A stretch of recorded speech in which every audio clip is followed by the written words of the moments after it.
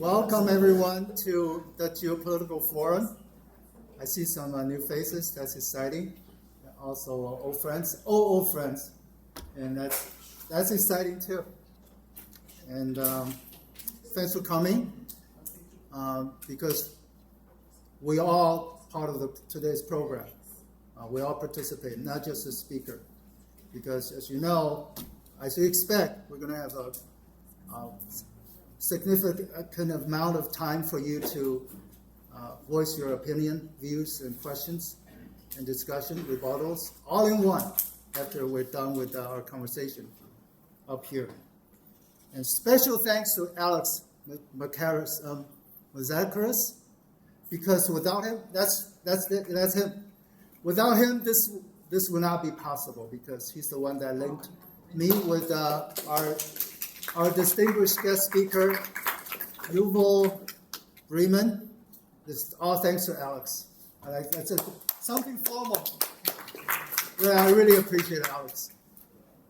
Today's topic is building peace in Israel-Palestine, a talk by a former IDF officer. On October 7th, 2023, Hamas suddenly attacked Israel, and the biggest crisis in the Middle East in a long time quickly ensued.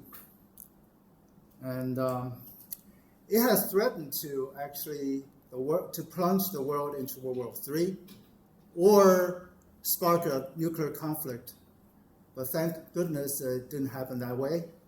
Yet, the fighting has expanded outside just Gaza Strip to Middle East in general, involve the Houthis, the Hezbollah, Iran, of course, the United States, and also precipitated regime change in Syria. So we don't have the president of Syria, President Assad, to kick around anymore. And of course, not to mention the desperate humanitarian crisis in Gaza Strip. The world has been engulfed in the war of public opinion, and we have a few traditional U.S. allies, the Western countries, who have announced that they will support the two-state solution by formally recognizing the state of Palestine in the United Nations General Assembly in September. So you will see France, Spain, or one or two other countries. In the United States, we have seen unprecedented backlash and protests against Israel's actions. And is that a reflection of the change of the United States attitude, or a reflection of a possibility of change U.S. policy toward Israel? We will see. And is it also, are we witnessing inflection point which determine the future of Israel, Middle East, and the United States? And hopefully we will be more clear at the end of this program than we were in the beginning, like right now, with the help of our speaker, Yuval Braeman. And hopefully we can get more clarity on different levels. Right? And Yuval was born in Israel and raised in both Israel and United States. She spent 3 years serving the IDF, Israel Defense Forces, where she was an operations officer in an active combat brigade. She lived in Jerusalem while earning her BA in psychology and linguistics. Today, she lives in the Chicago area. She's a Chicagoan, and spends her spare time advocating for Standing Together, which is a grassroots movement working toward peace, equality, and justice in Israel-Palestine. So without further ado, Yuval Braeman.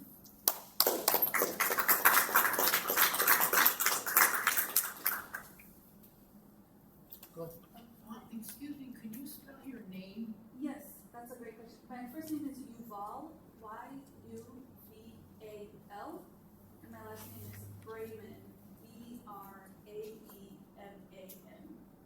Yeah, I apologize if I push your name a little bit. It's actually one of the most common names in Israel, so I've had the experience of having a very, very common name and the experience of having a very uncommon name. And that's informed a lot of my opinions. And that's, I guess, a great segue. I wanted to start by maybe giving you a little bit of a disclaimer and say, well, first of all, if I speak too quietly, please let me know, hopefully, if you can't hear me.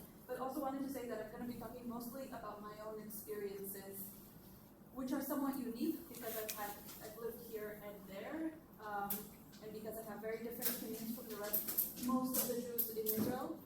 So that's just take what I say as just one opinion, one piece of information that you add to your understanding of the conflict. And also, I'm not trying to change your mind. I'm trying to maybe expand your understanding and your knowledge of the conflict. So please don't feel like I'm trying to convince you of anything. I also wanted to, before we start, just get to know you guys. There's a lot of you here, so maybe if a couple people want to just tell us a little bit about what they know about the conflict, why they're curious to learn more, or what they're most curious about, and why are they passionate? What brought you here today? I'm really curious to hear, and I don't want to be talking at you. I want to be talking to you. So if someone wants to share, you're welcome to. So we will have a conversation with questions for Yuval for about 40 minutes, approximately.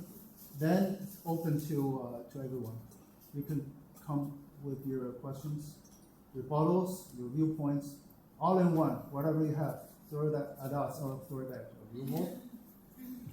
So let's start with the first question that I have. You know, we kind of know like Israel is a bipartite kind of system. So they have their bus story.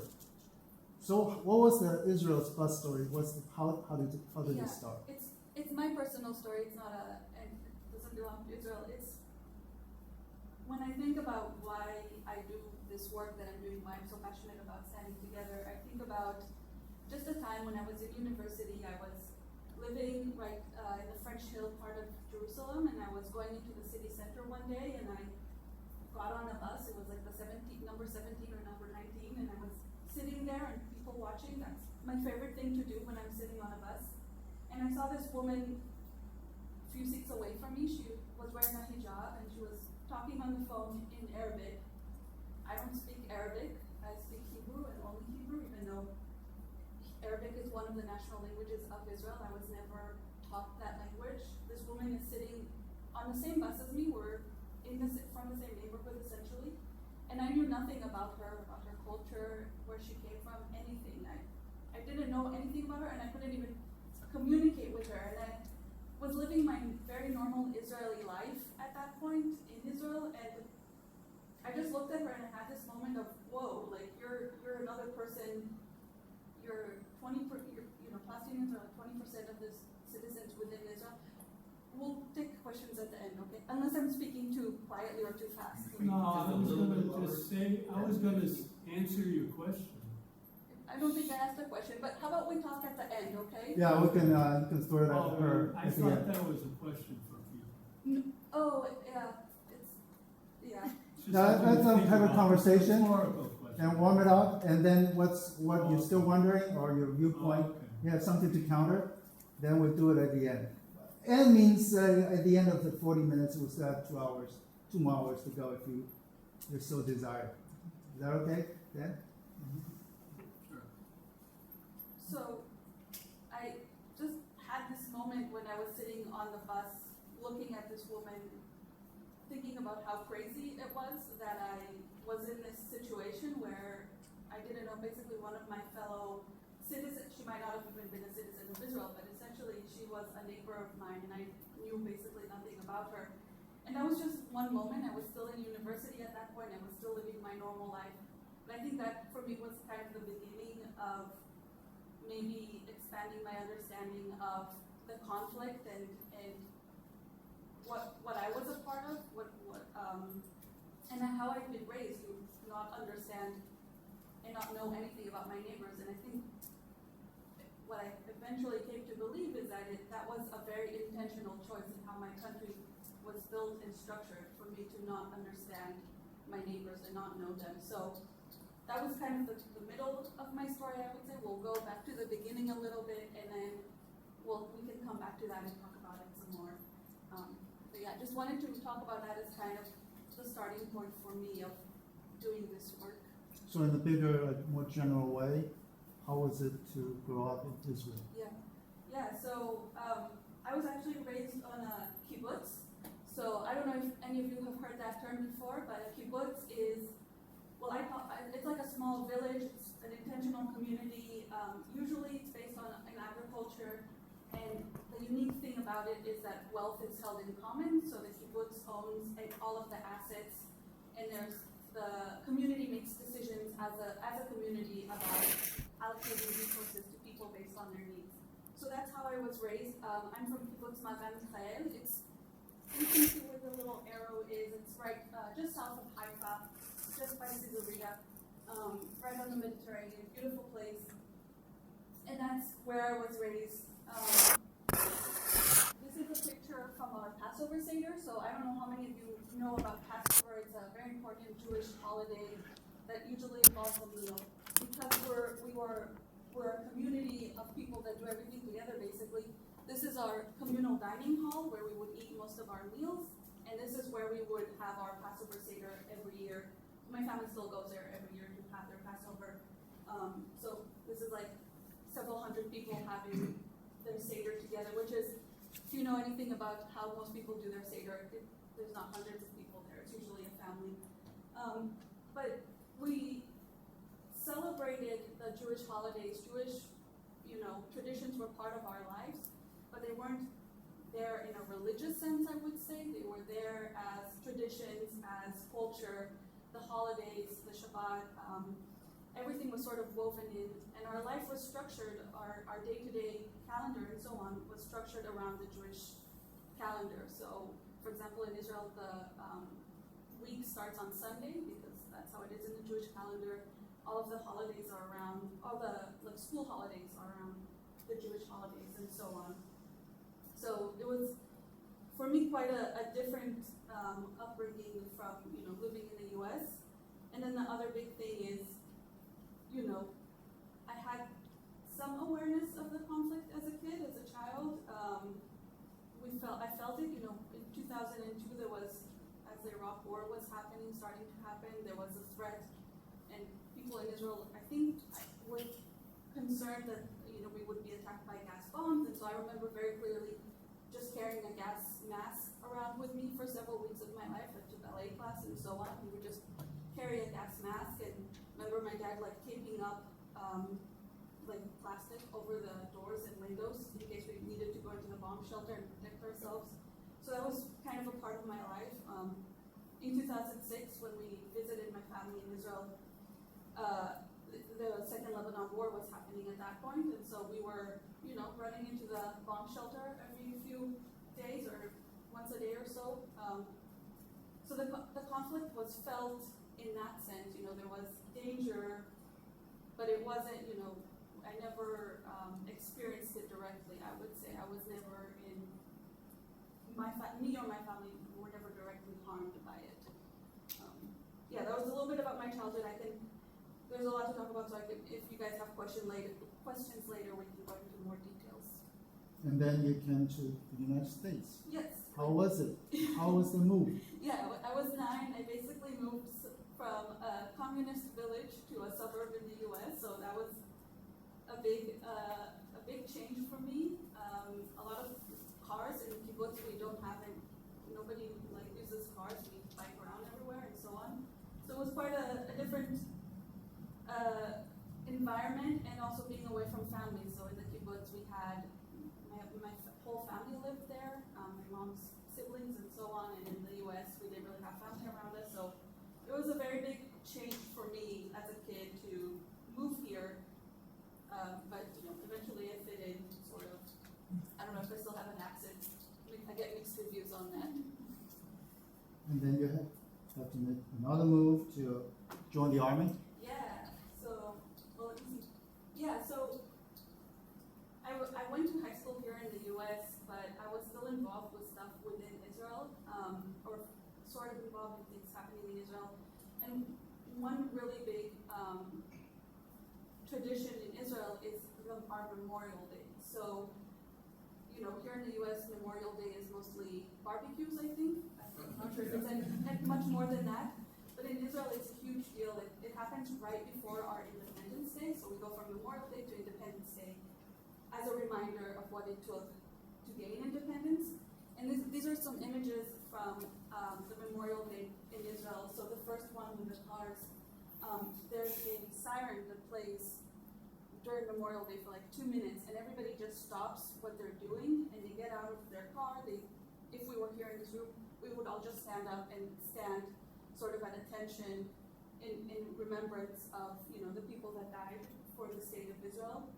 And then people usually go to cemeteries. There's always soldiers that go to soldiers' graves to kind of pay their respects there, and they stand there, you know, at the cemetery. There's a lot of memorial type ceremonies that happen, just remembering everything that happened. And so when I was 17 in high school, I went to one of these ceremonies happening here in the US. And it kind of, you know, awakened in me all the things I've been raised with, all the love of the country and the sense of duty to the country and so on. And so I sort of felt like I wanted, for one, I wanted to explore my Israeli identity, and for two, I wanted to sort of do what I thought was my duty back then, which was to join the military. And so I did. Instead of going to college when I was 18, I moved to Israel and I joined the military. And, yeah. What was the army life like? What were your duties? What did you do? So I think a lot of people think the army is a lot like this. I don't know if you guys can see the pictures very well, but you know, I'm in a tank, I'm carrying people on a stretcher. I think that's most of your images of the army. I would say it was a lot more like this. So I did, eventually when I was actually, after I did my officer training, I was basically worked in an office. Working on war plans and making sure that our personnel were trained correctly for whatever needed to happen and so on. So it was, you know, computer work. When I get stressed out, I usually am very tired. So that's the middle picture. That was a big decision day for my training. So I took a nap. And the last picture is I was kind of in charge of a drill. We had a little safety drill on base, and I was in charge, so I was running around with all the equipment, and it was heavy, and I was miserable. So that's that face I was making. So it's very mixed, you know.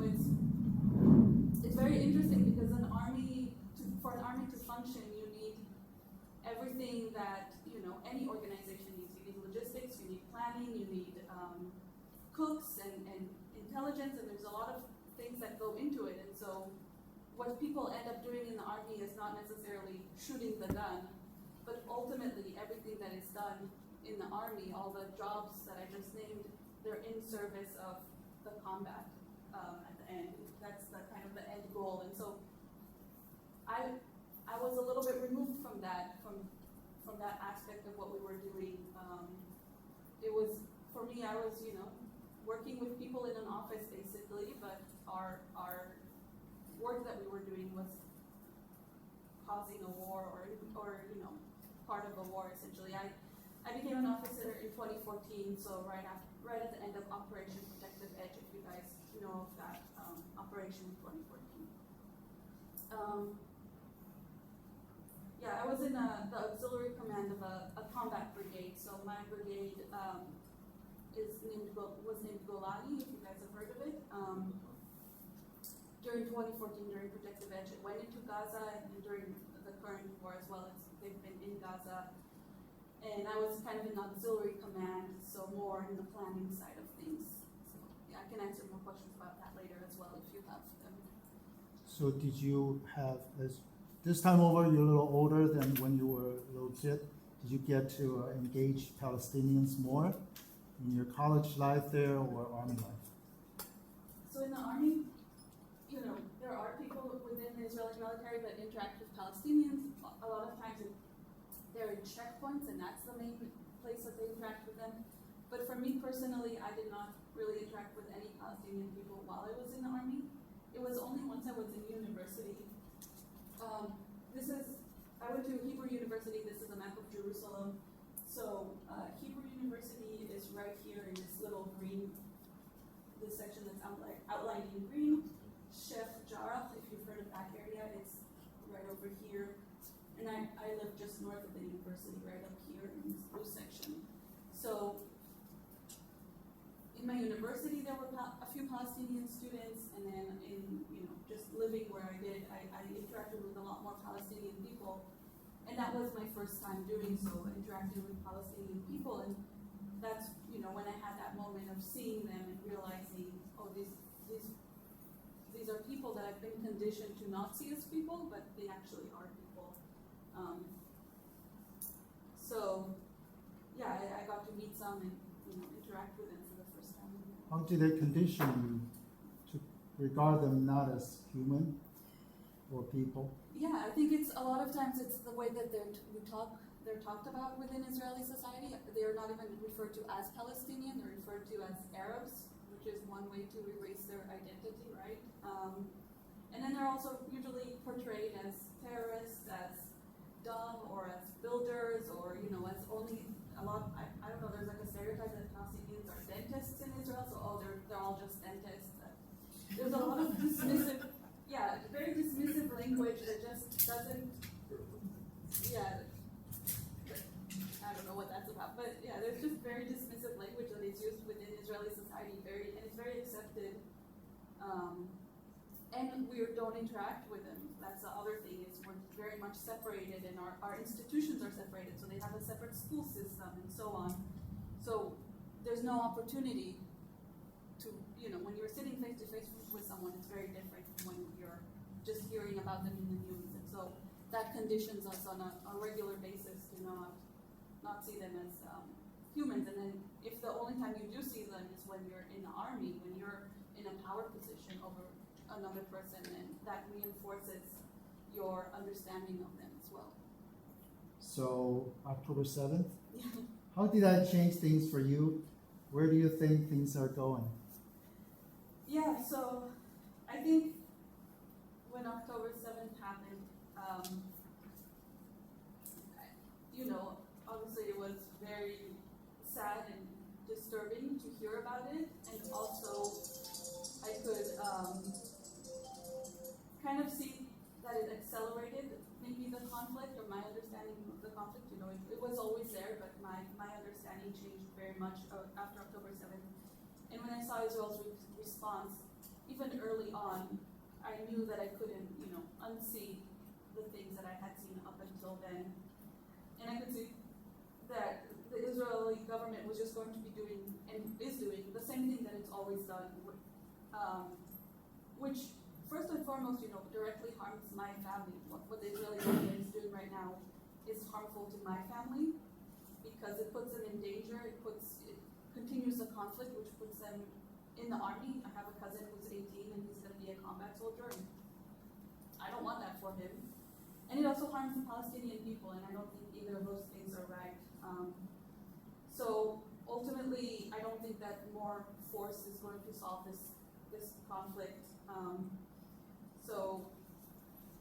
And that's why I think standing together is such a good way forward for us to, for Jewish Israelis and Palestinians to work together and to, find some peace and security and justice for everyone that's on the land. Yeah, please do tell us more about standing together. Yeah, so Standing Together, it's a grassroots movement that's organizing Jewish and Palestinian citizens of Israel to fight against war, occupation, and ethnic cleansing, and for peace, equality, and social and climate justice in Israel-Palestine.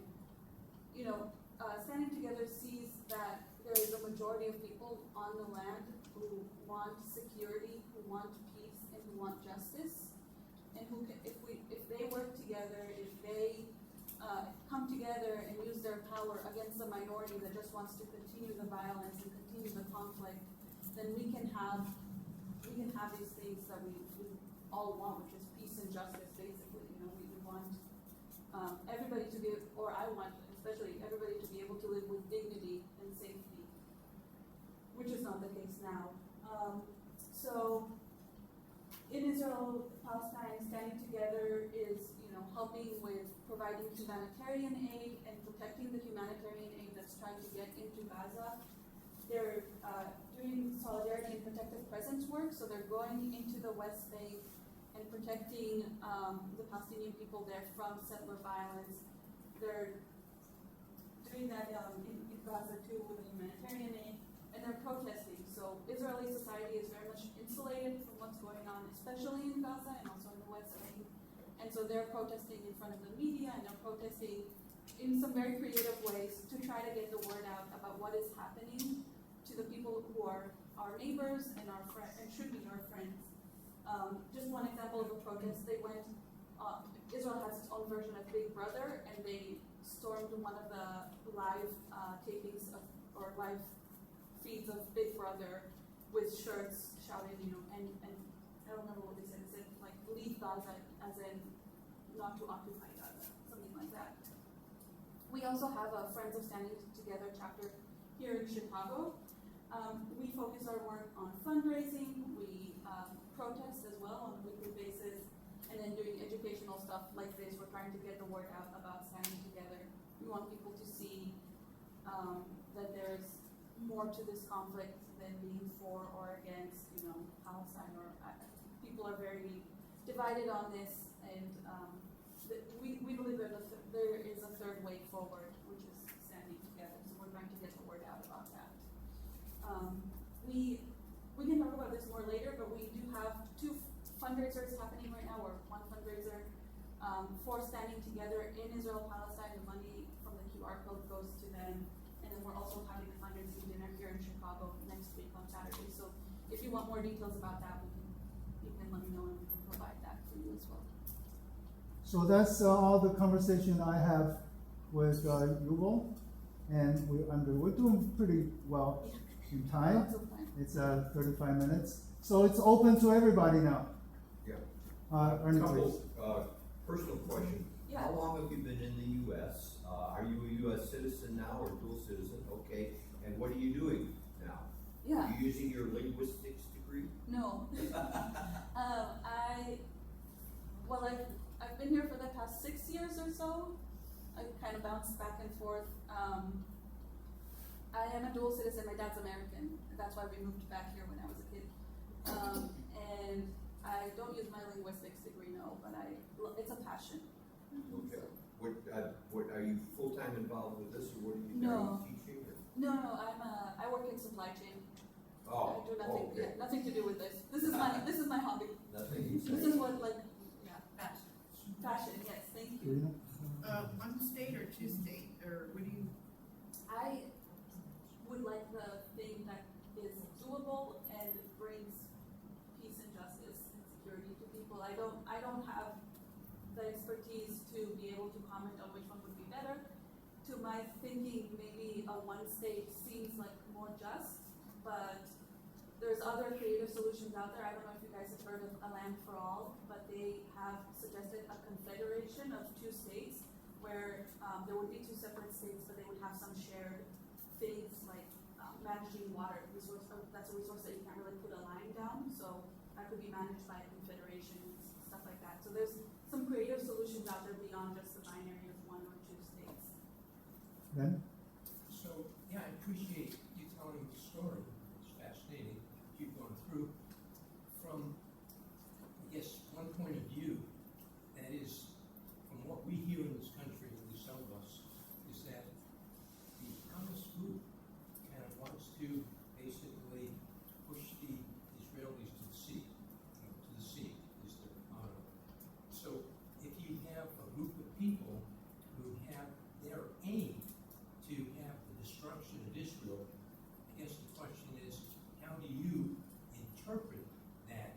Because from my understanding, the top leadership within Hamas, who tend to be pretty ruthless, have that strong hold on Palestinian people. So I would, agree with most of what you said, except that last part that they have a stronghold on the Palestinian people. I don't know that that's true, and I can't speak for the Palestinian people because I'm not Palestinian.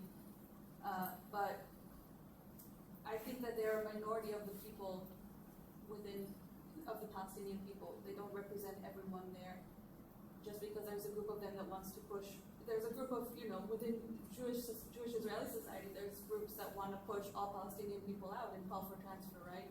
So, to me, they're almost on the same, don't want to equivocate, but they want the same things. They want, it's either us or them, and I don't want it to be either us or them. I want all of us to live together, which I know maybe sounds idealistic, but I think, I just think putting all the onus on Hamas is kind of misguided in this situation. I think Can I respond to that as well?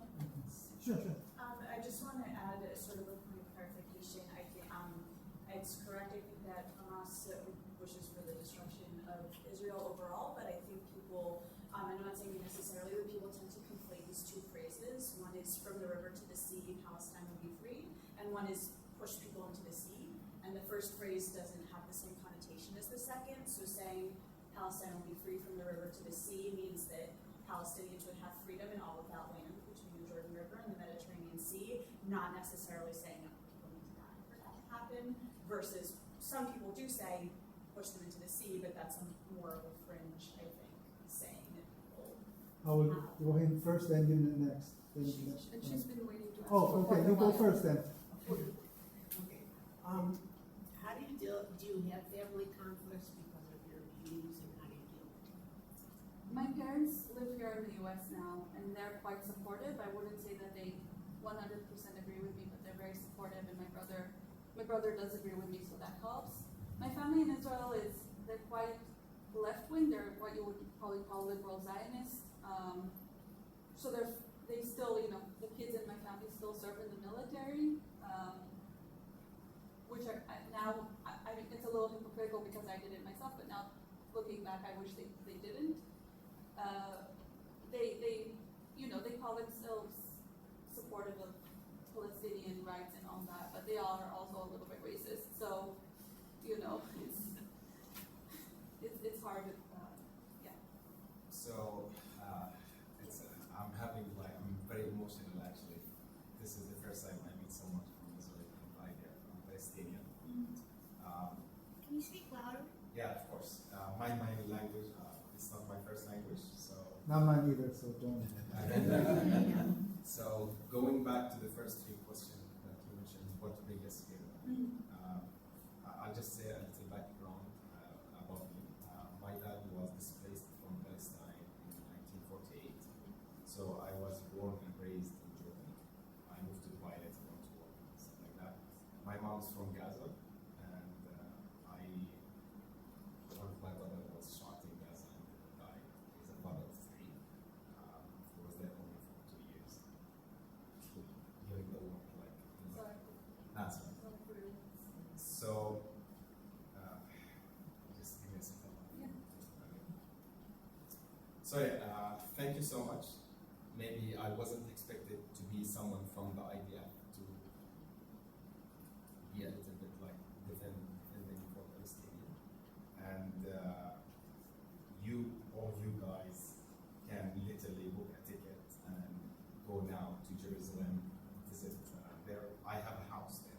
My father had a house there. And my grandparents were born and raised there, but I can't go. I'm not allowed to go there. I tried twice just to go to see my father's house, but I can't. But all of you can go there and drink coffee, enjoy yourself. I still have some brothers living there. They were, because they're much older than me, before 2001, they were able to move and visit Jerusalem. Now we can't. Even if I don't have Palestinian citizenship, I just can't. So there is some things about you meeting Palestinian for the first time, and that's a privilege you have to decide when to go to Palestine and to go out. But my family told me about the checkpoints that you worked at, some point of view service, maybe you worked there, and you've seen like how they are treating it. When you say they dehumanize them, it's not just when the media or how they talk to them. They actually can strip them naked just for fun. And that happened to one of my family members.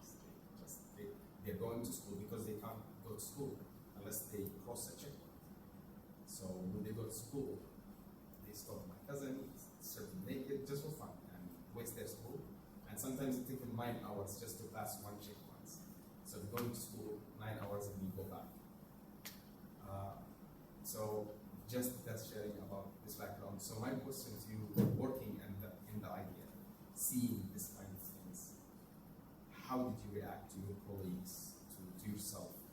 Yeah, so I want to clarify that I've never worked in the checkpoint, so I was removed from it. I probably like managed people that were involved in that, but I didn't have to think about it.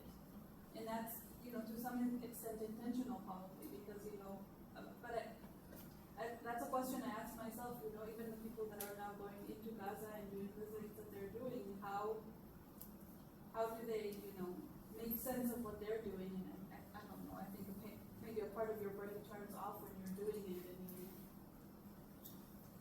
and it's only later that you can actually think about it and probably hate yourself for it. I don't know. I don't know how they do it.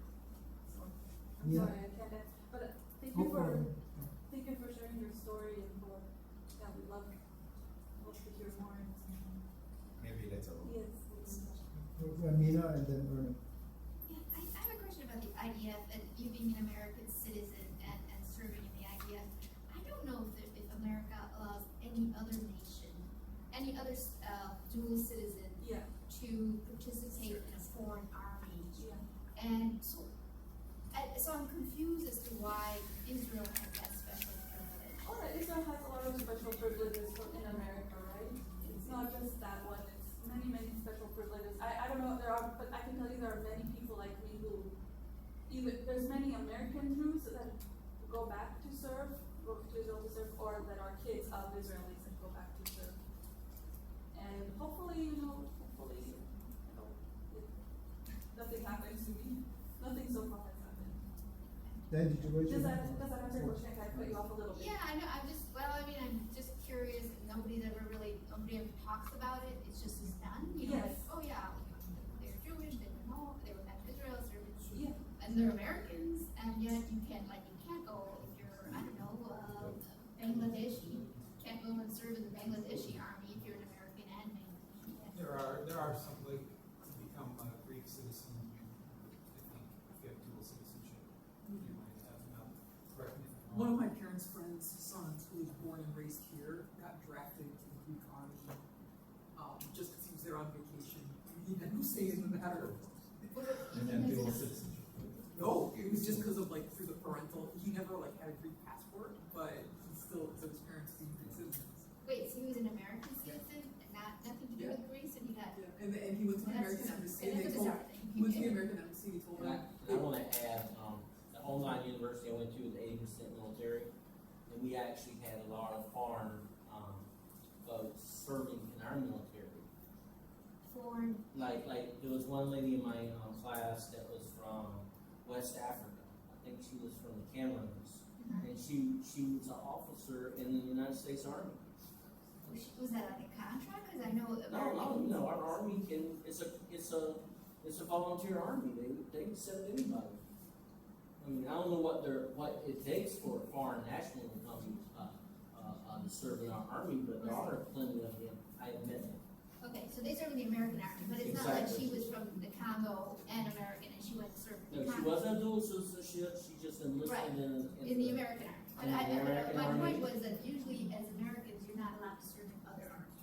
I don't know if that's Maybe if the other army has or the other country has a draft, like a mandatory service type thing, it sounds like the Greek army does. So maybe that's an exception because you have to be able to keep your, I don't know. You were a volunteer 100%, right? No, so for me, if I wanted to live in Israel, then I had to serve, but it was, I went, yes and no. Are there any other obligations that you have to, can they call you up? Can they? Technically, yeah, they can call me for reserve duty now. I did a little bit of reserve when I was in university, and if I go visit now, they could call me for reserves.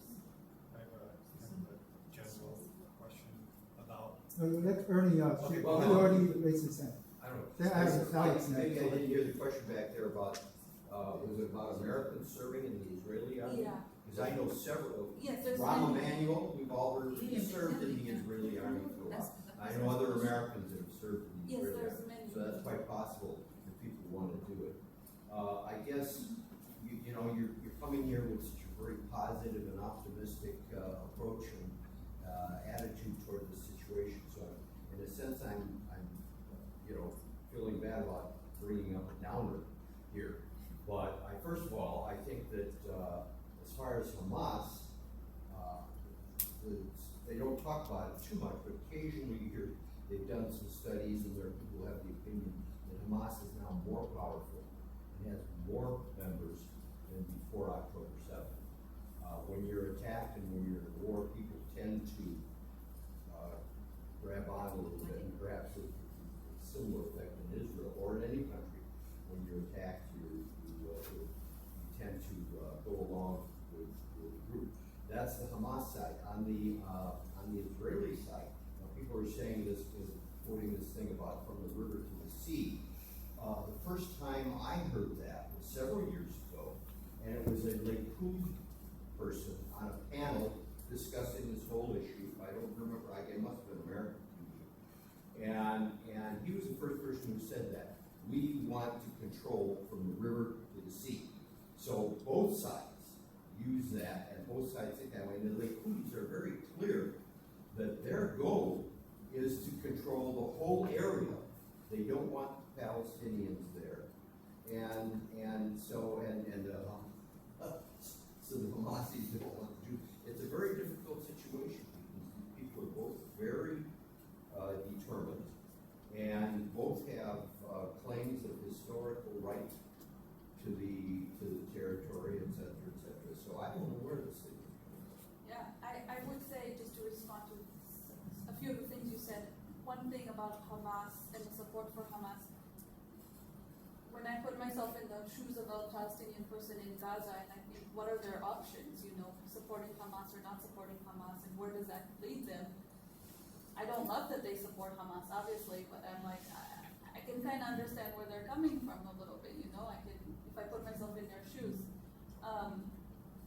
The other thing I will say is, I think you mentioned the people that's, for them, it's either, from the Jewish perspective, they want only Jews in the land, or from the Palestinian perspective, only Palestinians in the land. I think that the case that Standing Together makes is that those people are the minority, and the majority want they want everybody who lives there to be there, and for people to be able to come back who have historical claim, and they want peace and justice and dignity. And if we just continue in the way that our governments are continuing, both the Israeli government and Hamas, we will not have that. We will But never isn't get part there. of the problem that Netanyahu, I think Netanyahu wants the war to go on and on and on. Yes, that's because what I mean. As soon as Yes. the war is over, he won't be president for long, and he may very well be in jail. Yes, and he obviously has a coalition with the people, with the Messianic Jews who want the, a full Israel. I don't know, a complete Israel. I don't know the term in English. A great Israel. Great Israel Yeah, project. So yes, they're in bed together, and they each have their interest in continuing the war. But Okay? Yeah, talking about like Jews living in Arab countries, Libya, Egypt, Iraq, Iran, were they oppressed something like the Palestinians, or were they treated fairly? I think it varied over time and in places. It just varied. Okay. But I think it also changed once the state of Israel was established to some extent. Well, I've read that Zionists went through these countries, Libya, Egypt, Iraq, Iran, and sort of blew up bombs and scared the people to go to Israel. But besides that, are there separate roads in Israel for Palestinians and Jews?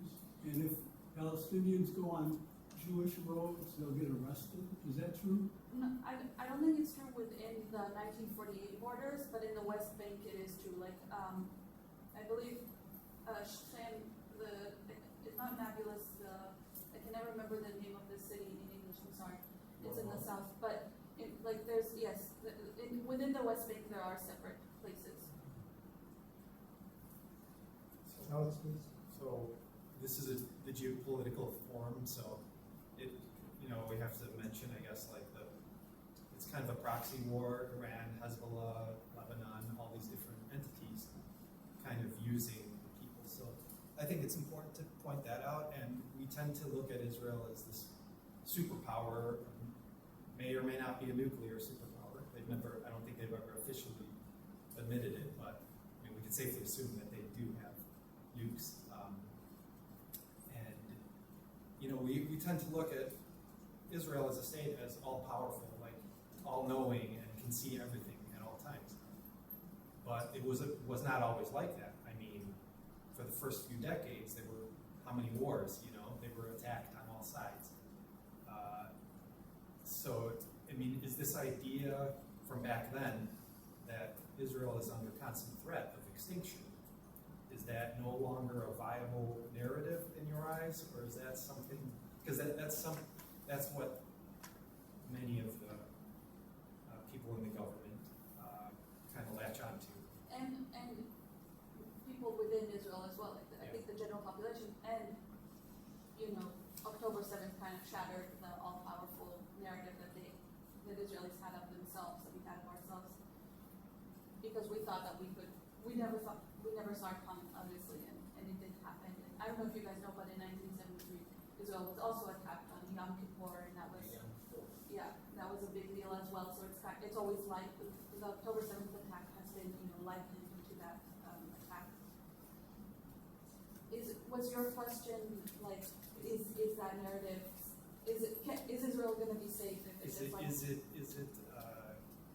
Like, how do you feel when you say, like, is Israel under existential threat in general, like from all these different entities, whether it's Iran, which is very powerful militarily, and these various other kind of groups that are all vying for or jockeying for power in the region. Yeah. I would like to believe, and I don't know that I know enough about this topic to be able to say definitively, but I would like to believe that if a diplomatic solution is found and, those parties would be part of those discussions, that, something would, an agreement they would come up with an agreement that would prevent an attack, whether those countries, that the enemies still, hated Israel and didn't want it to exist, that's another thing, but they would, be in some fashion part of an agreement that would not let, prevent them from attacking. I think that's the only way forward, is a diplomatic solution where these different parties can be involved. Robert, please. Did you raise your hand? Oh, yeah. I was gonna, That's I got two things I wanted to say. One for the gentleman over there. The best thing to talk about Jews in Arab countries would be Bernard Lewis's book, Jews of Islam. Yeah, Bernard Lewis is a Middle Eastern historian. He actually died a few years ago at the age of 103. So, but that's a very good source to read about the Jews of living in Muslim-dominated countries. My other question for you is, how is Standing Together related to Peace Now, which Amos Oz was a famous spokesperson back in the 80s and up to his death a few years ago? Yeah.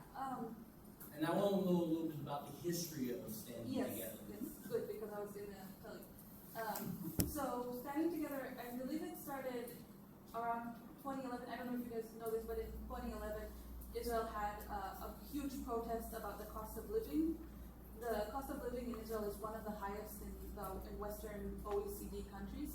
So they had a huge protest. They were called the cottage cheese protest because the price of cottage cheese just got too high for people and had to go out on the streets. And as a kind of coming out of that, there were a few different, I don't think they were politicians, but they were government officials, or they worked in politics. These four people that kind of saw that no one was providing, there was no political home, no one was providing an answer to the real concerns of the majority of Israelis, both Jewish and Palestinians. So they came together, and they were, two of them are Jewish Israeli, two of them are Palestinian Israeli. So Standing Together, I should have mentioned this earlier, but it's a coalition of Jews and Israelis, or Jews and Palestinians. The leadership is balanced between the two groups. They weren't even, 48 Arabs and, Yeah, so Standing Together, only works, is only, I don't know how to say it, like, they're in the 1948 borders of Israel, so they don't really work they weren't doing work in Gaza and West Bank. That's changed more recently, but technically they're only within the 48 borders of Israel. And again, a partnership with Palestinians and Israelis. What you asked about Peace Now, they're in a coalition with a lot of other peace organizations, but they have their unique take. They also are specifically not a political party. They're kind of want to be a home, a grassroots movement. So they work with different political parties within the government when there's things that they want to achieve together. So one example not related to the conflict is a few months ago they got like the minimum wage raised in Israel. So that's like a very concrete thing that aligns with their mission that they work on. But obviously now most of their efforts go towards ending the occupation, bringing the hostages home, having full ceasefire, and so on. And hopefully that answered most of your questions. I wanted to comment. You gave the name of the book already. I'm originally Syrian, and my grandmother's neighbor was Jewish, and they lived just like any other neighbors lived. And we hear stories. And then when I grew up, also I knew a family. So when Israel was established, some people decided to go and move to Israel, but a lot of people decided to stay in Syria. And when the 1974 war started, so there was a draft, and the Jews were given, they told them you don't have to go to the army for this. And people stayed in Syria until, I know a family, until the 80s, and when they decided to immigrate, they immigrated to the US, they didn't go to Israel. My second comment, I was gonna tell you about the existential wars that happened.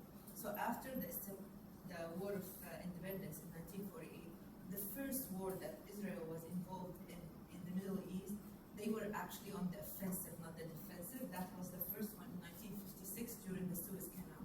They sided with France and British against Egypt when Nasser decided to take over the Suez Canal. So they were the first one on the offensive, not the defensive. The third one, I want to ask you a question. Did you suffer from cancel culture because you are outspoken about it? So I'm careful about where I make these comments. I don't make them on social media because there's no point, right? I believe there's no point. People just, take the bottom line. That's why I'm hesitant about having this talk published, because people will just take out certain words. I think it's it's more like this conversation has a different quality. So no, I have not suffered from cancel culture, but I'm also careful about it. And I think, it's a choice that we have to make. Do we stand up for our values, or do we kind of stay in community? And I've been very lucky. Part of why I love Standing Together is because I found a community while being able to speak to my values. So I don't have to give up one or the other. So your optimism for the future is certainly not shared by a lot of people, unfortunately. But one thing that I can say is that you did mention that something about, I think, 20% of Israel within boundaries is Palestinian. So I'm wondering if you can comment on the fact that we don't hear much about those Palestinians, but the assumption is that most of them have an economic system that's superior to what's occurred in West Bank and Gaza, and that they seem to be willing to participate in the society where they have democratic, more or less, rights. So is that kind of a support for your positive thoughts of the future, that it can happen within that territory that potentially could occur elsewhere? Yes, I want to say, well, I'm not a very optimistic person by nature, so it's a little surprising to hear that you think I'm optimistic. I think I'm optimistic that there is a way. I'm not optimistic that necessarily, things will move in that direction, but I do think that there is a way. The Palestinian citizens of Israel, they have a lot of power because they are 20% of society, but they also are, not given the same resources by the government when it comes to schools. There's a lot of violence in the Palestinian community that goes uninvestigated by police, for example, in Israel. So they have power, but they're a lot of times afraid to use it. They're afraid to speak out. There's a lot of stories of people, after October 7th, just saying something like warning of what's happening in Gaza, Palestinians in Israel, and being, having consequences at work, like being fired from their jobs and so on, just for grieving what's happening, not even saying it much more than that. So yes and no, they have power, but yes, standing together is a way that does empower Palestinians, citizens of Israel. But yeah, I think it shows that we can work together, we can get along. And then just Talking about a war with Israel, wouldn't America defend Israel, since Israel is like the 51st state? And secondly, do you work with Jewish Voice for Peace? We don't work with them directly, no. There's people within our movement that are a little bit more involved with JVP, some aren't, but we don't work with them directly right now. What will America do? Your guess is as good as mine, especially now. I have no idea. Yeah, I just wanted to add a little bit more about standing together. I'm also a member of the Illinois group that supports standing together, and Yuval was talking about how the Standing Together movement is only made up of citizens of Israel. And I just wanted to explain a little bit more about that. The reason is because they're a grassroots political movement, so they feel like it's not meant to exclude Palestinians who are not citizens of Israel, but rather it's the best way to build political power is to say these are all citizens and voters who are trying to push for change in the Israeli government. They partner with other organizations doing other types of work, but that's sort of the niche of standing together is like they're going to be the folks within Israel who are trying to push for that change. And then with the system of international chapters, like we have our Illinois chapter, but we're not a standing together chapter. We're friends of standing together because we are not part of the grassroots movement. Like I can't vote in Israel, so I can't make change there, but we work on fundraising and stuff like that to support them, which for me, as someone who cares a lot about this but is not Israeli or Palestinian, is important to me to sort of say, like, I'm going to support the people that I think are making change in their own society and let them kind of believe that and make the decisions. I wanted to add to earlier answer.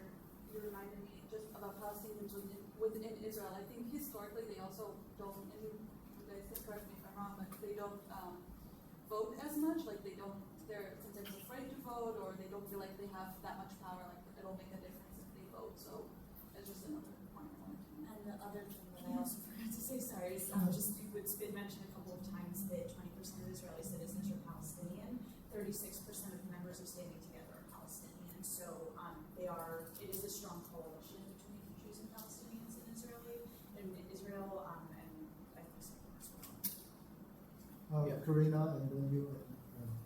There was a peace agreement or a treaty before October 7th, and the point of Hamas attacking on October 7th is they didn't want to go ahead with that. And so what was so odious of it? My understanding was that there was the Abraham Accord, so Israel made diplomatic agreements with a few different countries. I don't remember exactly which ones. UAE, Bahrain. Morocco, Yes. Sudan. And the theory that people have come up with is that Hamas was mad about that. I don't know. What specifically did they find so objectionable? The Saudi Arabian agreement. There were negotiations with Saudi Arabia because Saudi Arabia was going to join the Abrahamic Accords. And actually there was an economic impetus for that because India wants to use Saudi Arabia, Jordan, and Israel as a land bridge to get the product to Europe. So there was a lot of stuff going on. And that would have separated Iran because right now Iran has a port that India uses to move their goods, but India was, by going through Saudi Arabia, would have put Iran in the cold. So there was a lot going on with October 7th. A lot of things going on. Huh? Was that port a port of Commons? It's not a port, it's a channel. Okay, Yeah, so it's they trade. didn't want us, it was an objection about pulling in Saudi Arabia and That and plus Saudi Arabia being Sunni is at odds with Iran being Shia, and there's a power play in the Persian Gulf over. So there's a lot of things going on in the It was Middle East at Abraham one time. Accords, and pulling Saudi Arabia into the Abraham I think- Accords was objectionable, because then Iran would have been screwed up. So then Iran said, hey, Hamas, don't want this. Well, actually, I think there has been some reports, I don't know what the sources are, but I was reading something a few weeks ago where Hamas actually was concerned about the Temple Mount. In fact, the Operation October 7th, they called that Al-Aqsa Flood. Al-Aqsa being the name of the Temple Mount in Arabic. And they were concerned, there's been a lot of things in the religious right in Israel talking about, the heifer and stuff like that, and there's been a push to take over the Temple Mount, restricting Palestinians' access to the Dome of the Rock and plus like that. So that was one of the things that the Hamas leadership decided to go ahead with their Operation October 7th. So there was a religious impetus for it, as well as a way of breaking up the Saudi Arabian peace negotiations with Israel. So the Arab world is signing one country after another with Israel. Once Saudi Arabia does that, that's it. The Palestinian cause is dead in the Arab world. Exactly. So they're trying not to have that happen. Yeah. So two things. The The next- first one is related to this discussion. Like, when you say it, you feel that before October 7th, like it was paradise in Gaza, people were like having fun, enjoying their life, and they were under a normal life. They They're were not. No, Gaza has been, So I think because Gaza is a very, Yeah. there's a lot going on in Gaza. Yeah. Hamas taken over in 2006. The first thing they did was kill their opposition at Al-Fatah, Yeah. the Fatah. And also too, there's more than Muslims in Gaza. There's also, there was a huge Baptist Palestinian, and they've been heavily persecuted. In fact, their pastor was killed, and the other pastor had to move to Jordan in exile. Yeah. So there's a lot going on, but most of it is that the very extreme religious Salafis of Hamas want to oppress that whole area. They want to get rid of Al-Fatah, which is more moderate, which is, a little bit more less religious and a little bit more moderate in their viewpoint. Probably, you heard it from the news or read it in an article. I read a lot of Yeah, different things. so- In fact, to be honest with you, I actually just completed the international relations degree in my concentration in religious studies, and I have actually read a lot of stuff in support and against on the conflict, and I've actually been studying this for about 30 years since I was a small child. Well, actually, 40 years since I was a small child. So what I'm saying is that people there since 2006 until 2023, they were blocked from many things. They were not living a normal life. They're It's not one of living the a normal more life because dense people life, they- they are one of the most dense populated area in the world, with the least number of trucks or aid trucks coming inside. That even number of calories were calculated, like how many calories Gaza needs per population, and they would only allow number of calories to enter Gaza. So I think this Hamas thing was not it didn't start on October 7th or October 6th. No, it's been going I on think for it a was long time. accumulated of hate and pain that people were suffering and having for 17 years that eventually exploded. It's actually been going on a lot longer than that. Remember, Gaza was part of Egypt. Well, Egypt occupied it after 1948, and the Fayyadin used to go across Gaza and attack Israel and settlements too. So this has been going on for a long time, not just recently. So I think But maybe the that problem part is of the it- Israelis get tired of rockets being shot at them, so they take a heavy hand.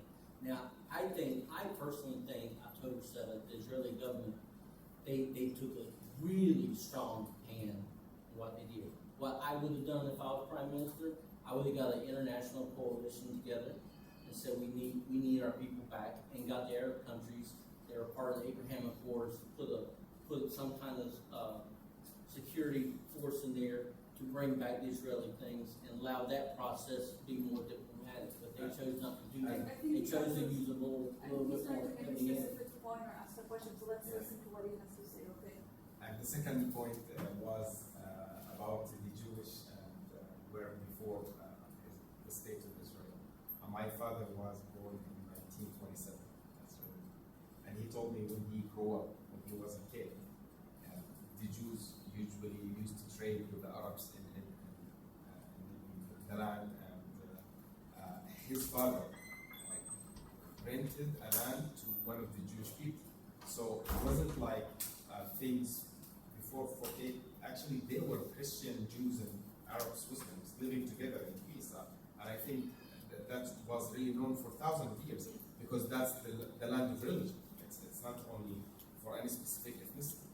And people must segregate between Zionism and Jewish.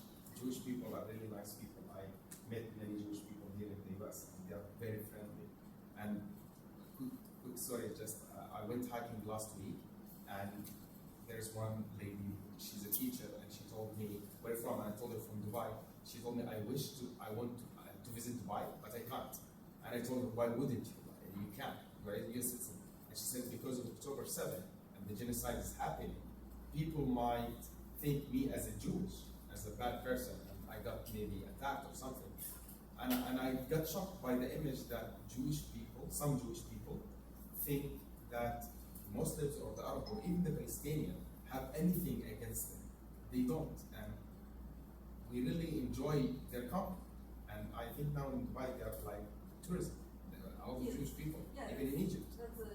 So there must be segregation between Jewish and Zionists. Jewish are very nice people. See that? Yeah, Ernie, please. Yeah, I have a question. Harry, you next. Ooh. Okay. Harry, you're next. Ernie first. And Yeah, then my first. you first. You'll go. Can you give us a brief primer on Israeli politics? When is the next election? And how the majority of people don't seem to like Netanyahu. So how can the people get him out? Is there a political road within Israel to get Netanyahu and the Likud people under control, which would probably lead to a peace of some sort? So there was an election, a series of elections, I believe, just before October. I don't remember, like 2022, I want to say there was a series. There were 3 elections in a row because Israel has a parliamentary system, so there are multiple parties and they have to form a coalition together, kind of like I think the UK has a similar system. So each party gets a certain number of votes within the parliament, and it's really nice in Israel because there's 100 seats in the parliament, so each party gets a certain number of seats, but they have to build whichever party, if it doesn't reach a majority of seats, it has to build a coalition to get a majority of seats. And so in 2022, there were 3 elections, and in each one, no party got enough seats to be a majority, and they weren't able to build a coalition. They weren't able to find enough points of agreement with enough other parties to have enough votes, basically. So, yes, Netanyahu is very much disliked within Israel. I think the hostages is an incredibly important point to most of the public. The war, I think, a lot of the discourse about ending the war revolves around the hostages, and that's kind of like the starting point for that discourse. Now people are becoming more aware of what's happening in Gaza. The other big thing with the war is that people are just tired of serving. There are reserve soldiers that have gone into Gaza 4 different times, and it's a huge burden on them and their families, and so people are kind of just tired of fighting and being at war all the time. I think we saw that in Ukraine as well. I don't know if that's still the case, but we saw that in Ukraine as well. So yes, people very much dislike Netanyahu, but getting them to agree on something enough to form a government, a coalition, I think is still going to be a challenge, even during the next election, which I'm sorry, I don't know when it's supposed to be. But I don't think it's going to be simple once an election does happen, if it does, and I hope it does, because Harry? Thank you. Yeah, I wrote a few articles. I have nothing to do with Palestinians or Jews. I'm Polish, and look from the perspective a little curious because we have the shared history.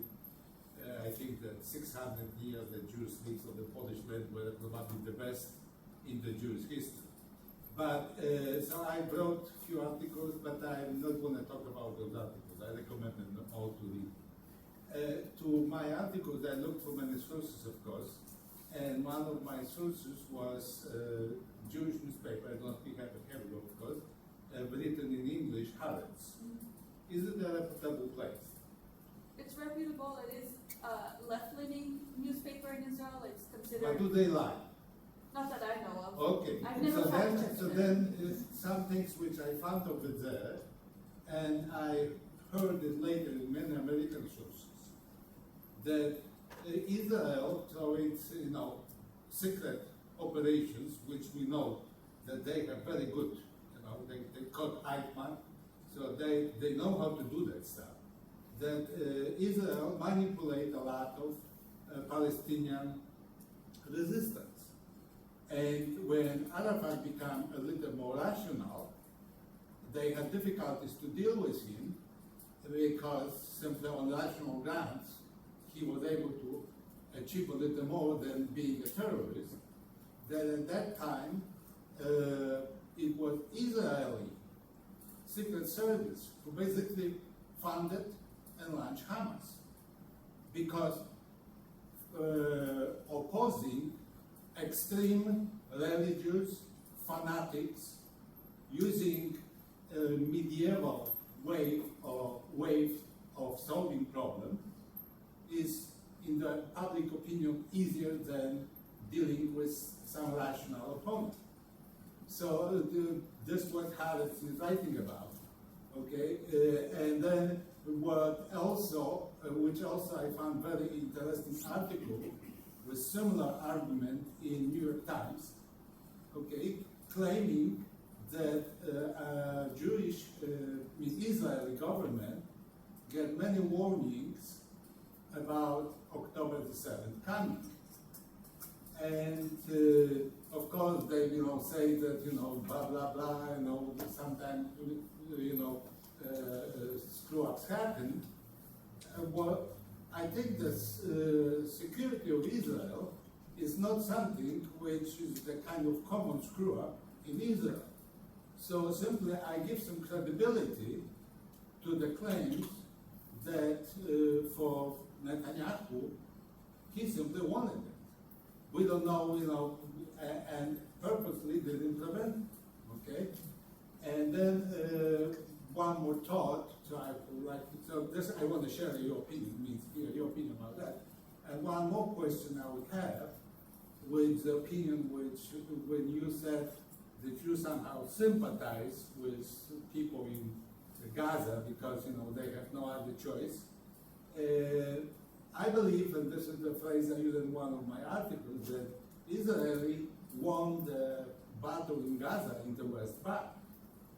Because if Israeli treated fairly those peaceful Arabs who tried to find a way to cooperate and work together with Israel and avoid terrorist attacks on the West Bank, if they get the fair treatment, Hamas would have no right to exist.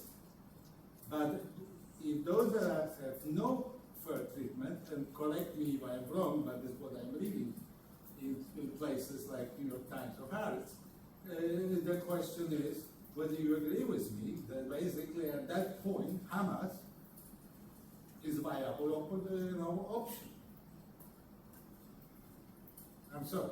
No, I'm trying. I want to be very careful because I can't speak to the truth of those claims. The claims that Haaretz and New York Times are making about what the Israeli government did or didn't know and what they did or didn't do. Obviously, I have no insider information about that. But in my view, let me just, in my view, I do find it believable that yes, they knew something about it and did not do their due diligence to protect and that they have an interest in radicalizing Palestinian people and preventing a more diplomatic solution to come forward. Something you'll often hear from Israelis and from defenders of Israel is that there's no partner for peace, there's no one within Palestinian society that can be a leader. And I think that Israel has played a hand in that with the way that they treat any potential Palestinian leader. So, for the most part, yes, I agree with what you said. Her first. I just wanted to comment on and then you and Barb and Hermione. I wanted to comment on how we used to live like Arab and Jews all together. So I grew up, I was born and raised in Syria, and I grew up with a lot of people with like multiple backgrounds and religions. And I remember my mother-in-law used to tell me this story on Saturdays, you know, for the Sabbath. They couldn't, so she had a Jew neighbor, and they couldn't work with food. And every single Saturday, she would knock on her door to come and start the fire for her so she can cook. It was just funny, like how we used to like live with no limitation. It is possible. If we live here, you know, many different religions together. Yes, the Shabbos. We live here, many different religions together, and there's other countries where that's possible. And yeah, I believe it's possible for us to live that way in Israel-Palestine as well. Yeah, I have some personal experience with Israel when my parents were Holocaust survivors and ended up coming to America. And that Israel, they thought they were no problem with that.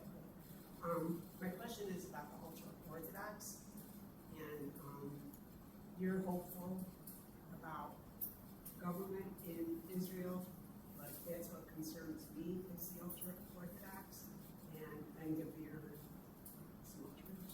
Yeah, they're part of the coalition now, so I'm not hopeful about the government. I'm sorry, what? They are part of the coalition government right now, and that's what I was trying to refer to earlier with the Greater Israel stuff. So yes, they are.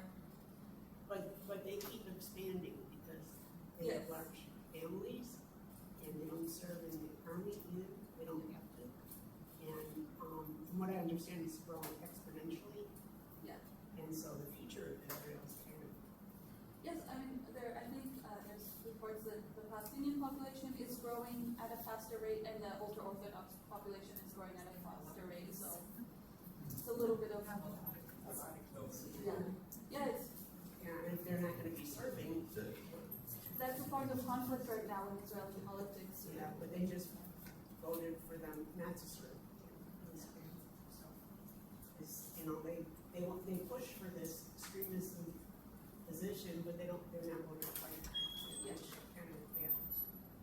Well, they're fighting by praying. So Hermione. Yeah, so this organization sounds very nice with a very noble cause, but it makes me think of stuff I've read by Nassim Taleb. He's a very famous statistician and mathematician, and he wrote books like Black Swan. That's probably like his most famous one that if you're really familiar with. And in one of his books, he talks about, and he goes into like mathematics behind this, which is really neat, but he talks about how any population is at the mercy of the most unreasonable segment of that population, even if it's not a majority of the population. And then he relates that a lot to what happened in his home country of Lebanon. And I wonder, like, what percentage of the people on both sides of this conflict are that extremely unreasonable minority? Because I feel like if their minds can't be changed, I don't know how effective, right, any other like reasonable effort could be. And I'm wondering if you have any opinions about that.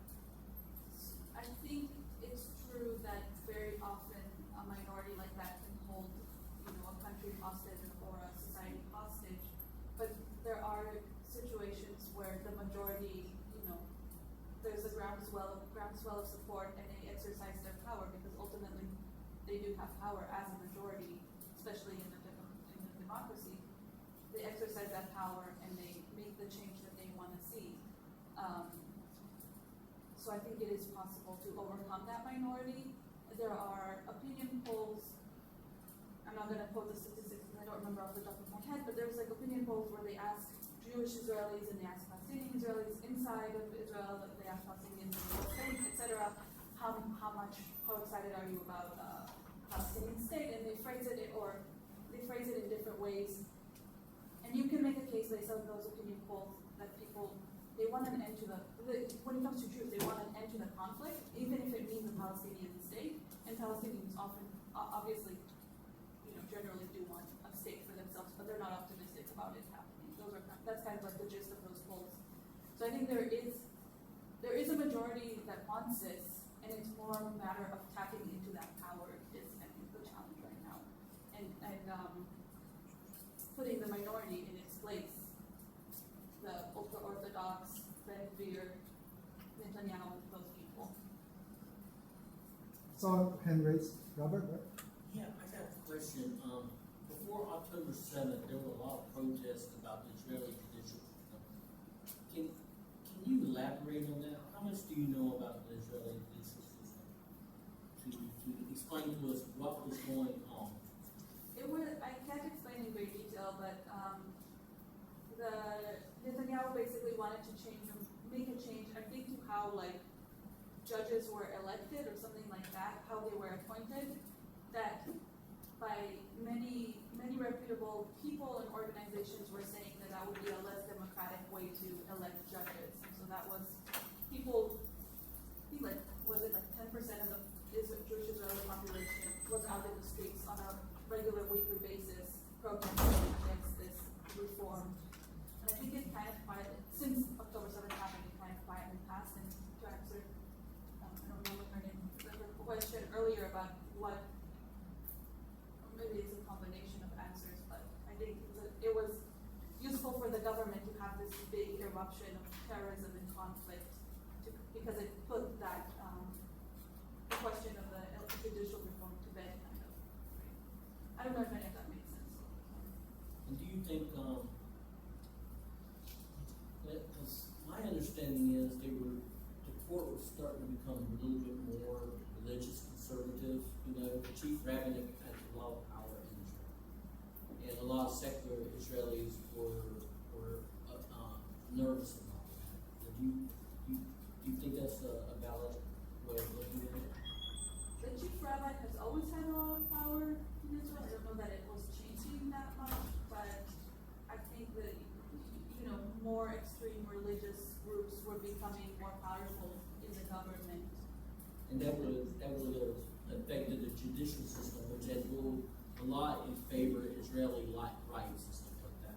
My understanding was that more of this was about Netanyahu's desire to stay in power, essentially, and had more to do with that than the religious stuff. But it could have been both. They often get along very well. Yeah, one thing I do want to interject, I read an article once where if you're Jewish, you have to get married by a rabbi. But during COVID, they had a loophole around that. If you were a secular Israeli, you didn't want to, get married by a rabbi. The state of Utah, you could get on Zoom and get married by a justice of the peace in Utah. Yeah. And the Israeli government would have been forced to accept your marriage license. Yeah, so that's true for also gay couples. That's what they do. They go outside of Israel to get married, and then the Israeli government has to they just recognize the marriage, but it's not a rabbinical marriage, basically. So yeah, I guess it was happening over Zoom. I'm sorry, people can't get married in Israel? No, by a rabbi. No, but Israel has a chief rabbi, and they're in charge of the laws of who can get married and who is Jewish and so on. And they set the rules, but so they don't allow gay marriage. So to be officially married within Israel through the rabbinical whatever, you can't if you're gay, and also if you don't meet a few other things like interfaith marriages are not allowed, for example. But if you go outside of the country and get married, then the government will just recognize the marriage, like you were saying, but it won't be a rabbinical marriage. And if you're a Christian, you can't get a divorce, you know that. For me, because I technically when I went back to Israel to prove that I was an Israeli citizen, I had to show my parents marriage, Jewish marriage license, to prove that I was Jewish, to prove that I was a real Israeli or whatever, So that was part of the process for me. I had to show my parents Jewish marriage license. It is a an ethno state, or I don't know how you want to call it, but the Jewish stuff there's, just to give you another example. because Jews keep the Sabbath by not working, by not lighting fires, like you said earlier, or turning on electricity. There's no public transportation on the Sabbath, which sucks if you don't keep the Sabbath. I will say. But do they stop other people or other ethnic groups from working on Sabbath? No, but like you might have different taxes if you operate a business on the Sabbath, or there's just like little things, little. Make it inconvenient? Yes. Okay. Alex? So, when we first met, you had mentioned there's like over 50 other groups like yours. So that gives me some sense of optimism. Also, we've seen in the last few decades, 30 years or so, these seemingly intractable like conflicts between groups like in Northern Ireland with the Troubles, or Rwanda, places like that, or various other places where they have found solutions and there's peace now. That gives me hope also. Is there anything to be learned from those examples? Like, because you look at this situation and you see all these different, whether they're other sovereign countries who are meddling and using this proxy as a proxy war or whatever. So it's a lot more complicated, I think, but is there anything to be learned from other situations or other conflicts? Yes, I'm sure there is, and I know that there are people within Standing Together that are very knowledgeable about those other conflicts and have put those lessons to use in our work, but can't speak to it. I don't know if you guys have anything to add on that. Dale, please. I was curious, do you genuinely in your heart feel bad for the children of Palestine? Yes, Okay. very much, not generally, very specifically. Go ahead, Jane. Okay, one of my friends wanted me to ask you this question about what's going on, what's causing, the children or Palestinians in Gaza, this issue of they're all starving, and, the news is saying, oh, Hamas, when Israel brings the food in here, Hamas just takes it and steals it. So do you know what's going on there with all these people starving? I know what I read in reports and what I learn in the news. I don't know what's going on directly. My understanding is, I can't speak to whether Hamas is actually taking the food. My understanding is that that's not entirely true, but now that Israel and the U.S. have formed, what is it called, the Gaza Food Organization? I don't remember what they're calling it. But there's only 4 distribution points for food for like 2 million people now, and the Israeli government sometimes has a habit of, or the army has a habit of shooting at people as they're trying to get the food.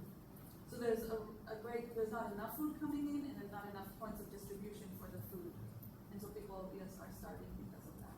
From your psychology major, why would the army people do that? IDF. I mean, they're just people they drafted to fight, but obviously they were starving civilians, and some are kids. Why would they shoot? Because they've been conditioned to see there are no civilians, there are no kids, there are no innocents in their mind. Everybody is a terrorist, everybody is a Hamasnik, so everyone is a danger and deserves to be shot.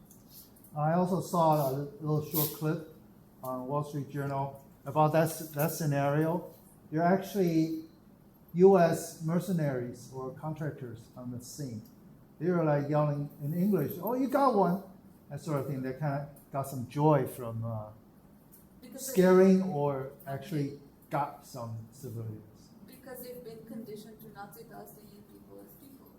I think that's kind of the root of the problem. Isn't that a cop-out? I mean, to say that they've been conditioned, I mean, I get it, that can happen, but I mean, as a human being, when you're taking the life of another human being, and you can get beyond the conditioning. I mean, it doesn't take, I think, I'll get a little philosophical. I think that's one of the hardest things for me to come to terms with about humanity is that, humans are capable of such wonderful things and such terrible things at the same time. It's not only the Israeli army that is, following the rules and doing these horrible things. I don't know, I haven't been in their position, I haven't pointed a gun at another human before, and I thank God for that. I haven't been in that position, but I don't know what going through their mind in that moment and how they're able to. There are some reports about, Israeli soldiers coming out of Gaza and living their daily life, and like there was one haaretz about a guy who was talking about just smelling like food and having the memory of the burning flesh, of smelling the burning flesh in Gaza.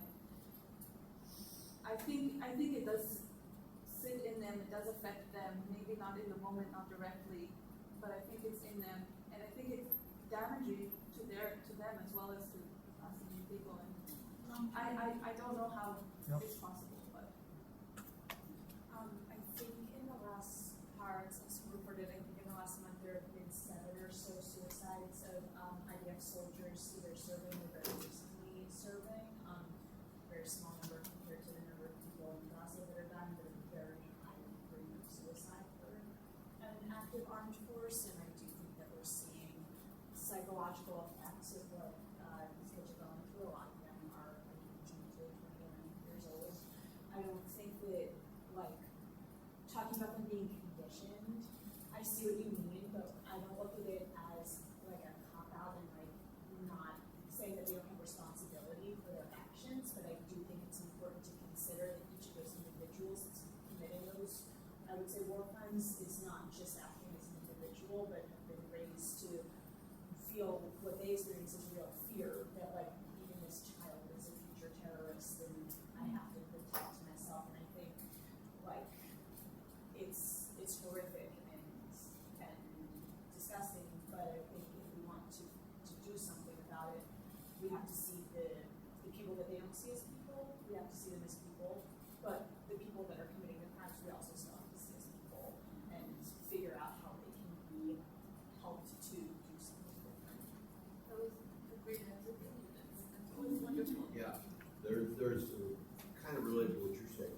One of the ironies that I'm seeing, and I haven't heard anyone comment on this, I think the number of deaths of IDF soldiers is, if it hasn't surpassed the death on October 7th, it's coming close. A few months ago it was at 800. And so it's rather ironic that there are more people, more military people dying than that. I guess, I'd like to get everybody's opinion on this if anybody wants to express it. My concern, of course, I'm concerned with the terrible things that are going on in Gaza and Israel. And I wish Israel were able to have a more compassionate and reasonable government to help solve this problem. But that's not the big concern. My concern is what our government is doing. I'm a United States citizen. I've been a good citizen all my life. I've worn the uniform in the combat zone. And I am very, very disturbed that our government could really, if we really wanted to, and had the will, we could put pretty influence Israel and put a stop to some of the bad things that are going. But we don't do that, and I don't understand exactly why. I have come to the conclusion, first of all, that in most countries, including ours, the elites are very friendly to Israel. I don't think we should be an ally to Israel. We should be, forcing our opinion a little more than we are. Joe Biden tried to. He said, it's over the top. Of course, he's a lame duck by that time. But anyway, we could very, very easily cause them. We could put the pressure on them to stop. Elites in most countries, the elites favor the Israel, and the people tend to favor the Palestinians. I've talked to people from other parts of the world, and that's basically what they say. People are back where I come from. People support the Palestinians, but the elites favor Israel. So I don't know if anybody has any comments on that. This conflation of what's the term? It's kind of co-opted by the intersectionality crowd. It's a war, and nobody talks about the U.S. when we carpet bombed Dresden and like dozens of other German cities, Japanese cities where tens of thousands of people we turned cities into glass. Nobody says, "Oh, that was a genocide." Israel targeted with the pagers, crazy, like horrific attacks with the pagers, but how much more targeted can you get? Like, they're trying to be as targeted. I don't agree with the way the war is being done by Israel, but like Egypt shares a border with Gaza. Nobody ever talks about Egypt's responsibility, and it's a war. Why is Israel responsible for minimizing I mean, I'm just trying to. It's not a war, it's a genocide. Can I say two things? I wanted to say, first of all, I was at a pro-Palestine protest like 2 weeks ago, and they also called like Sisi, and the genocide, or let them aid it. So you said nobody is talking to Egypt. I did hear that, and I thought of you when I heard that. There are definitions in international law for what is and isn't war crime. The pagers are one example, but there's a lot of other things that Israel is doing. I don't know, I think could be considered war crimes and are certainly, in my opinion, not ethical, the way that they've, bombed across the board, bombed like Gaza across the board and stuff like that. So just wanted to say, like, that's one example, but there are plenty of other examples of unethical behavior. I mean, it's war. Ethics are not really applicable during wartime. But international law has defined some level of ethics. But wartime is army versus army. This is not army versus army. So it's not conventional war. It's not conventional. It's a conventional army. It's a conventional army versus an unconventional, asymmetrical army. But you have civilians involved, so that's not a conventional army. And then the conventional army, there is like you have people who they cannot go anywhere, and you're just shooting them in that fishbowl. So this is, I don't think of this as a war in conventional sense, and I preach war. Can you leave? That lady over there, she raised her hand. But it's not to give me refugees in other countries because there is no way out. They're not letting them out. I just wanted to respond to They cannot leave.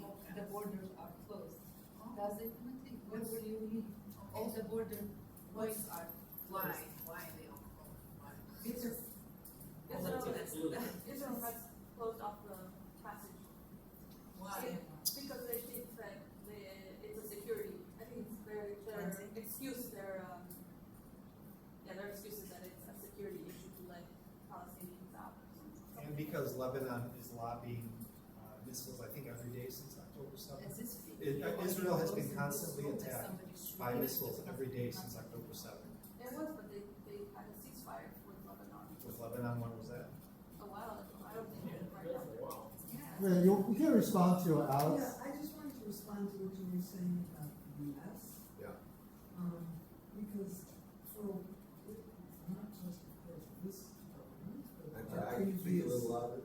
Yes, how's that? That's great. I was thinking about the same thing. Yeah. For the sake of the camera, we need to pick up your voice. So,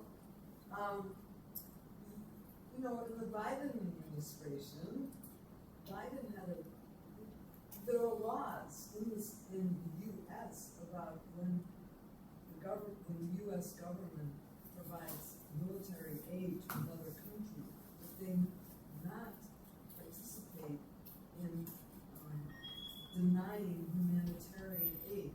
Yeah. And there was ample, that's a law, it's one of our laws. I'm sorry, I don't And understand. so, when you were talking, your question about the US, and the US had power, Yeah. and if there was will, there is power Yeah. to, could use its power if there had been the will to make a change.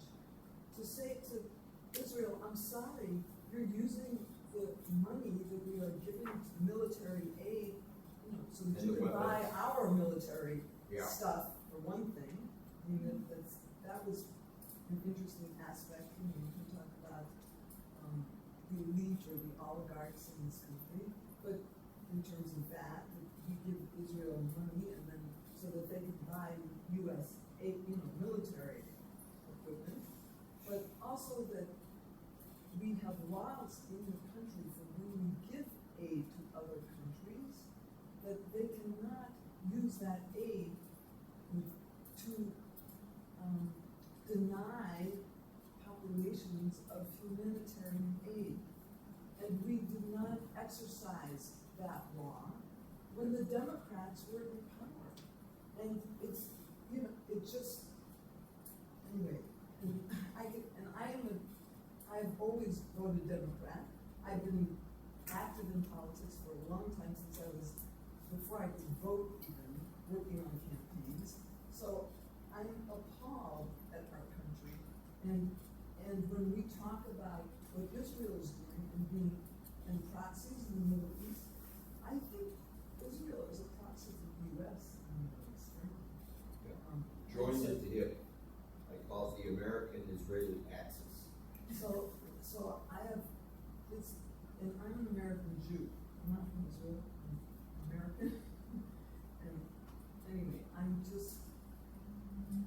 heartsick because who I am as a person comes from being a Jew. It just is. I'm deeply identified as a Jew. And I am just appalled at what this government of Israel has done for many years. Many years. Just before this Gaza war. It's been going on for a long time. And it's very, very painful. And I feel actually some collective guilt. So, because I don't know how, I'm also a member of Friends Who Stand Together. And I did not feel safe in my own synagogue once October 7th happened. Because there's so much silence or discomfort. People feel, and it's, you know, it's understandable. It just is a shame that we can't talk amongst Jews in a civil way about our perspectives. So, and I felt unsafe until I found Standing Together, and also J Street, which is a political Jewish, it's the answer to AIPAC. Those of you who know about AIPAC. It's a progressive Jewish response to creating a diplomatic solution in Israel and Palestine. So,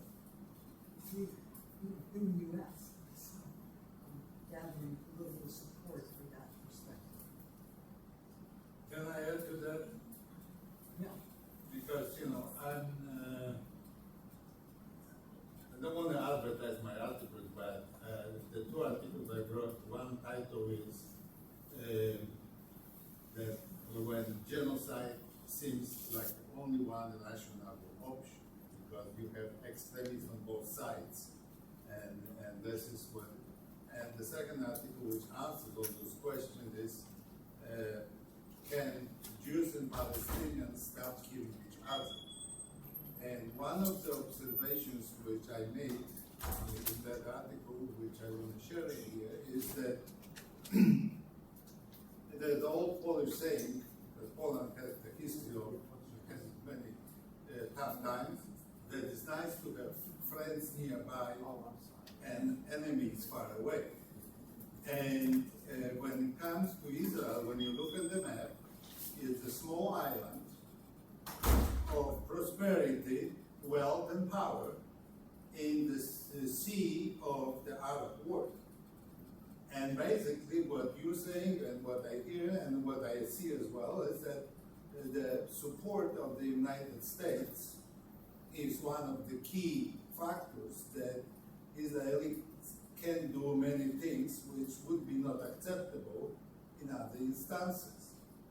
And I'm always asking myself, when you see right now that China is getting much more powerful and basically has a military and economic power in pair with the United States, and the other powers also emerging, so the United States hopefully will be still powerful and prosperous, but might not always be capable to do whatever it wants or wish, or whatever Jewish lobby can negotiate with. And then, in my opinion, if Israel wants to exist 50 or 100 years from now, it needs to find the way to make a peace with its neighbors without the help of United States. Because there might be a moment that in the situation like October the 7th, the help from the United States might be not available, despite that people, some here may want to give. I think this whole thing is affecting Jews worldwide and well into the future, because there's been they say there's been a rise in the problem of anti-Semitism of 400%. What this really is not even anti-Israel, but more anti-Likud and the people who are doing what they're doing there. And this will have an effect on Jews for many years all over the world. Most Jews, of course, are peaceful people and want peace, but they're going to be labeled according to what's going on there. That's where the anti-Semitism is coming from. It's coming from what's going on over there. And I guess if I were Jewish, I'd be very concerned about that too. Children and grandchildren, what they're going to go through because of what's going on over there now. Henry's two articles, I have posted those links on the page of this event.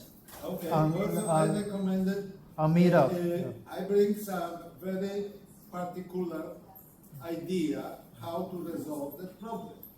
So simply, if somebody is interested, please read, and then if there's an interest, we can, sometime in the future, Yeah, I also recommend, Henry, you sign up to my group, and you have constant access. You can put up links to your website, your articles. You have access continuously, conversation, communication with other members. Also keep track of what's going on next.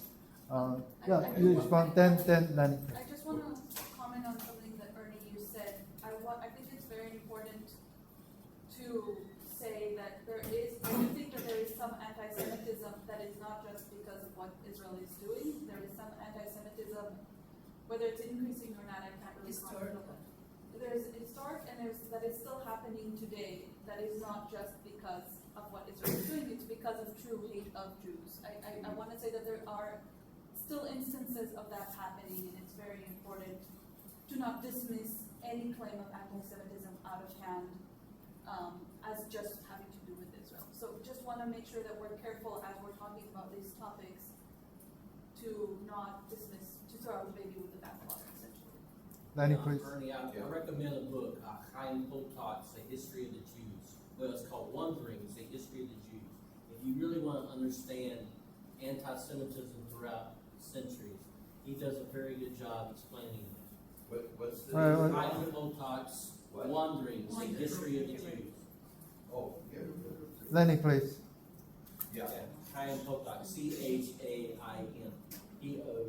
POTOK. All that information you can post it on the page of this event or the Geopolitical Forum, the main page. Lenny, please. You're going to post on articles on this topic. It's already posted, Henry's article. Now, I'm using additional books, article, you can post it over there. Post with a note, I gave that presentation. I don't know if yours is on YouTube, but the one I gave October, November. It's on 30th, YouTube. It's on YouTube. It's on It is. YouTube. Is it? Do you link it to this discussion? I don't. Yeah. I have the channel on the page, the homepage of this Geopolitical Forum. So get into that channel. All videos are there. Lenny, please. So you certainly have a strong point of view, and most of the people here have some support notions, but there is another point of view that actually hasn't been talked about at this session, and often doesn't get talked about. And that is that, in a sense, and I'd be interested in your reaction to these two issues. One is, for the last 2 years, that could have all been avoided if Hamas gave up the hostages, which they basically took. So, what's your response to that? And the second thing is it possible that Hamas basically is getting some incredible secondary gains from the massacres that are occurring, which are allowing them to potentially get statehood, which of course is what they want from different countries around the world to support that. So I'm just kind of wondering, why are those 2 points of view not being articulated in any way during this discussion? So the first point of view, I think it's, if you look at this conflict or this situation and only blame one actor or one organization or whatever, you're missing the point. Like there's more to it than just that. However, I'm a Jewish Israeli woman. I can't do anything about Hamas. I can't say anything about Hamas. They don't listen to me. I don't have a direct line to them. So I don't really comment on what their actions, or try to change what they're doing because I can't. But I can influence my American government and I can influence my Israeli government. And so that's where I focus my energy and that's the viewpoint that I come from. What Hamas's strategy is or isn't and how that feeds into our strategy is, we can talk. That's I think gets pretty complicated. They're doing what they're doing, and we have a choice. Are we gonna basically stoop to their level, or are we gonna find a way forward? Are we gonna find a way to neutralize them, or are we gonna find a way to get over the violence and go past it? I think what's happening is a test to all Jews around the world, because if we said that, this is war, what's happening is war, that's what Hitler said when the Holocaust happened. I came from a country where we were originally Holocaust deniers because of all the wars that happened between Syria and Israel. And today I was the first person to teach the Holocaust in the Arab world, because somebody has to stand up and say, this is not okay. There are laws, humanitarian laws that came after the Holocaust to prevent genocide. And the person who coined genocide was a Jew himself. So somebody, even if your entire clan are doing this, you have to be the voice of reason and say, no, this is not acceptable. Even one single child that dies of starvation is not acceptable. I was telling my friend today, one of my students, I was teaching in Bahrain before the Abrahamic Accord, and I'm teaching at the Diplomatic Academy, so I hope whatever I taught was part of that peace deal, because those are the people who signed the peace deal. So one of my students said, yes, but they did this, and they inflated the numbers. It's not 6 million. I looked him in the eye and I told him, 1% is more than enough. Even if 1% was prosecuted or put into the gas chamber, that's unacceptable. And Jews have to stand up and say, this is not acceptable. We are the descendant, you are the descendant of people who survived the Holocaust. A lot of people died during that time. How can we do this to us, to humanity? We are the same. It doesn't matter. I'm from a Muslim origin. My best friend of 30 years is of Christian origin. We're sisters. We are sisters. So if we don't stand up to hatred and bigotry, who will do that? It's our responsibility to humanity. Sarna, it sounds like you really want to get involved with standing together. I actually want to add what she said, because the Israeli-Arab or the Israeli-Palestinian conflict was only one aspect of the Middle East. You had the Yazidi genocide by ISIS, and even before that, you had the Kurds genocide by Saddam Hussein, and then even before that, the 1920s, you had the Syrian genocide in Somalia. And then we're talking even after World War, the Turkish Empire. Yeah, there's a lot of genocides, not just one. So in order to deal with it, we got to think of it as in a very holistic manner in the Middle East. And one of the reasons why genocide is so prevalent, I think, is because extreme religious ideology is pushing for that. You could also say, I'm sorry to speak out of turn, but you could also say that the colonization of North America was a genocide as well. So, it's not. Well, if you history where genocide has been practiced by all of our ancestors. Yeah, but that doesn't mean we should continue. Exactly, we don't normalize it, we have to stop it. No, we must stop it, and we must also in this country own what we've done, just, the slavery history, which we have really never really had a truth and reconciliation. We're not What getting about closer slavery in the to- Middle East? Did you know in the Ottoman Empire there was about 17 I'm million not- people I'm who were just slaves talking about too? this country So, that I'm so citizen. it's a universal issue, not just an American issue. Of course, but but in America, we often deny the fact that we participate, that the founding of our country involved, there were native people here in this land. So, anyway, I just have to, All right, Dave. That's another subject. Yeah, I mean, I want to add a footnote. It's universal. All peoples that committed genocide, except the Chinese. Okay, let's go. We can have a debate on that. It's not a joke. It's not a joke. Well, with all this talk of genocide, I was actually researching on the Cambodian genocide, which is similar to like the Holocaust, but in more like Khmer Rouge. Yes, thank you.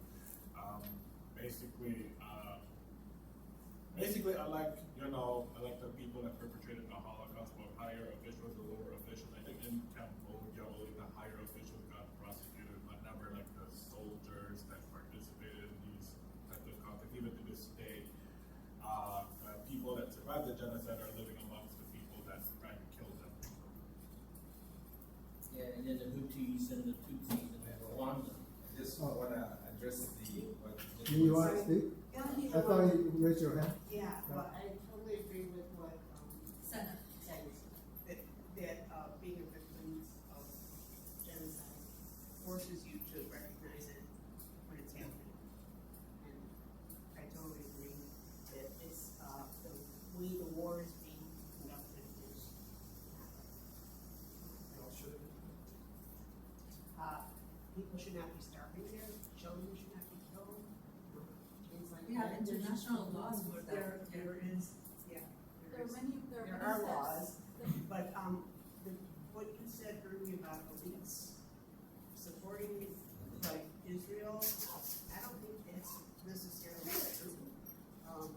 There's elite Jewish people that are Democrats that might be because of their heritage, but otherwise, look at the ambassador to Israel now is Mike Huckabee, and he's supporting them because he's a Christian, and they feel like they have the right of return there. It's all Like, actually, there's so many different factions Yeah. that have an interest in this. That The it's- biggest lobbyist to the U.S. government for Israel is KUFI, Christian United for Israel. So they're the biggest donors that support Israel, and that's why Mike Huckabee is the ambassador to Israel now, because they have an interest in, I think, in Christianity. They want to rebuild Zion or Israel, and then that will bring on the So second. I can answer that. second- I've studied that. In fact, my last paper was on that. It's actually when Theodore Herzl was trying to get push for a Jewish state, his biggest supporters were actually Christian Zionists, both in Britain and in America, and they gave Herzl a lot of support. Yeah. And in fact, the Balfour, he was a Christian Zionist in the UK, the Balfour Declaration, to make a homeland for the Jews in the Holy Land. Right. So there's a lot of religious stuff that goes into that. Let me please. today, Please. Yeah, she So, raised her hand. one question that's nagging at me based on this conversation is obviously the people getting starved in Palestine is a very horrible thing, it's violating international laws, whatever, but on October 7th, a bunch of very innocent Israelis got massacred, and then I think there's still hostages that are being held. So to your average, and which is just as horrible, just as vile, right, and just as wrong. So it's your average Israeli, right, like on the street or to yourself, right, like what would be enough, like to get justice for that? Like, what would be like, okay, this is what we want, and then we'll call it Good. quits or whatever, right? I think, for Israelis, for the Israeli public, definitely returning the hostages. There are, I believe, 50 hostages, 20 of them living, the rest are bodies, basically, which is, it's very important in Jewish law to have to bury a whole body unblemished. There's been a lot of talk, especially I don't see it as much right now, but I saw it especially in the beginning after October 7th. There was a lot of talk of revenge and words like that. I don't know. I think we've probably had enough revenge. I feel like we did it. I don't know that that's the right path to go down, but I'm hoping that they've had enough and they can get the hostages back and agree to a ceasefire and agree. I also want to just reiterate Standing Together's position. We're talking about this specific conflict, war, genocide, whatever you want to call it, that happened since October 7th. But to me, this is a symptom of a problem, and until we give, the Palestinian people a state, something, self-determination in some way, we will have a diplomatic solution. We will not fix this problem. It will just keep coming. This is just a cycle of violence that continues all the time, and we are not ending it with, these partial ceasefires and temporary measures. We have to have like a real solution to this problem. So I'm just going to address 2 points. One for me, I think. Yeah. Why we are not addressing that if Hamas release all hostages, the war will end. If this is what you think, that if Hamas release all hostages, the war will end, then you don't actually know Netanyahu and Benjamin and Smith. They really don't care about the hostages. And this is not me saying this. The family of the hostages have said this to their faces. You don't care about the hostages, and they don't. They are political. They have political agenda that they are working on best frame. One of it is to stay in power. So even if Hamas release all hostages, we know for a fact Netanyahu will not give up hostages.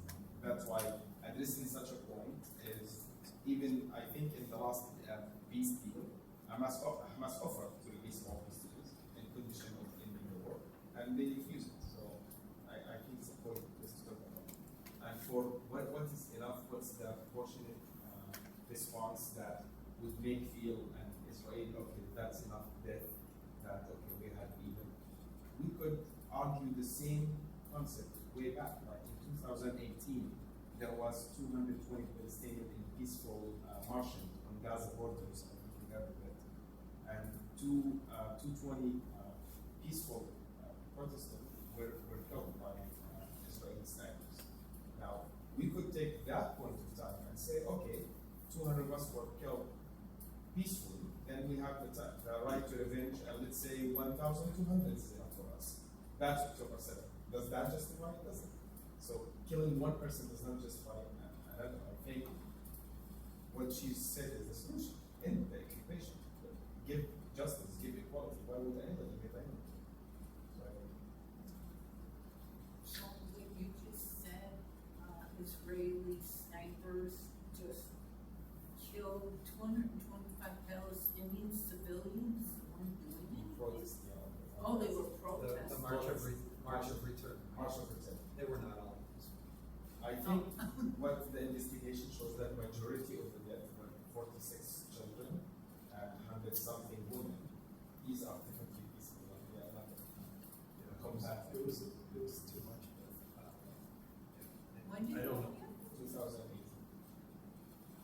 There's something that Standing Together says, that Antis Love, which is there's 7 million Palestinians in the refugee sea. There's 7 million Jews in the refugee sea. Neither of those people are going anywhere. They all are going to stay. And I think, Yuval just said, to me, it's like, I think it's true that the only solution is a diplomatic one, and finding a way to live together. I got the impression that initially they were able to live together, just like a neighbor could be different religious faith. But when politics got involved, specifically Zionists got involved, specifically extreme Zionists got involved. and then the killing starts, like one side against the other. That's a general. I guess I would disagree somewhat, because I think the founding of the state of Israel became possible because people did not want the Jews in their country. You know, it wasn't just Germany. Because of the Holocaust, there were a lot of countries, you know, Germany got involved in, there were a lot of refugees after World War II. And I think the world felt like, oh, this is a good solution. We'll give the Jews, you know, Palestine, you know, like, yeah. Then, you know, that'll relieve us of the Jews, for one thing. And also, the Jews made a mistake by accepting that, because and there were Jews at that time who were saying, this is not a great idea, because there are people here. Why do we're going to disrupt their lives? And it was not, I think from the very beginning of the founding of the state of Israel, it was not a good deal for anyone, except for the countries who wanted to get rid of the Jews, in the sense of, no, we don't want these refugees. Sorry, let's find another space for them. And it wasn't, in the end, it was a compromise agreement to, like, okay, I guess this is the best we can get for people. Let's go for it. But it was not a great solution. I think there's an element of a mentality that becomes your problem, that you will deal with it. Like countries that got rid of their Jewish population, okay, our problem solved, I'm happy now. Now the new problem created in the Middle East and Palestine area, someone will deal with it. Probably not me, like the U.S. And people will deal with it when they have their own vested interest or ulterior motive. They will get involved and manipulate it to their interest. And I think humanity needs to have a shift in consciousness about all of this. yeah. I really, and I think as humans, you know, as we were just sharing, you know, like, yeah, genocide didn't happen way before the word genocide became a word after the Holocaust. Didn't get coined it Yeah. because of the Armenian genocide, and then half of his family died in the actual genocide in Europe, and then he rallied to make it into law. But he coined it before even genocide and the Holocaust happened. Yeah, genocide. We had a conversation with Lincoln on Thursday night. We kind of touched on genocide. Genocide is not only you kill a lot of people, but you kill a lot of people in order to destroy their identity. You want to eliminate that identity. That's what genocide. It's not only the number of people that are killed, but the intention, the goal of this killing. And I would argue, because Robert mentioned religion, religious impetus of all the crisis and killing, and I'm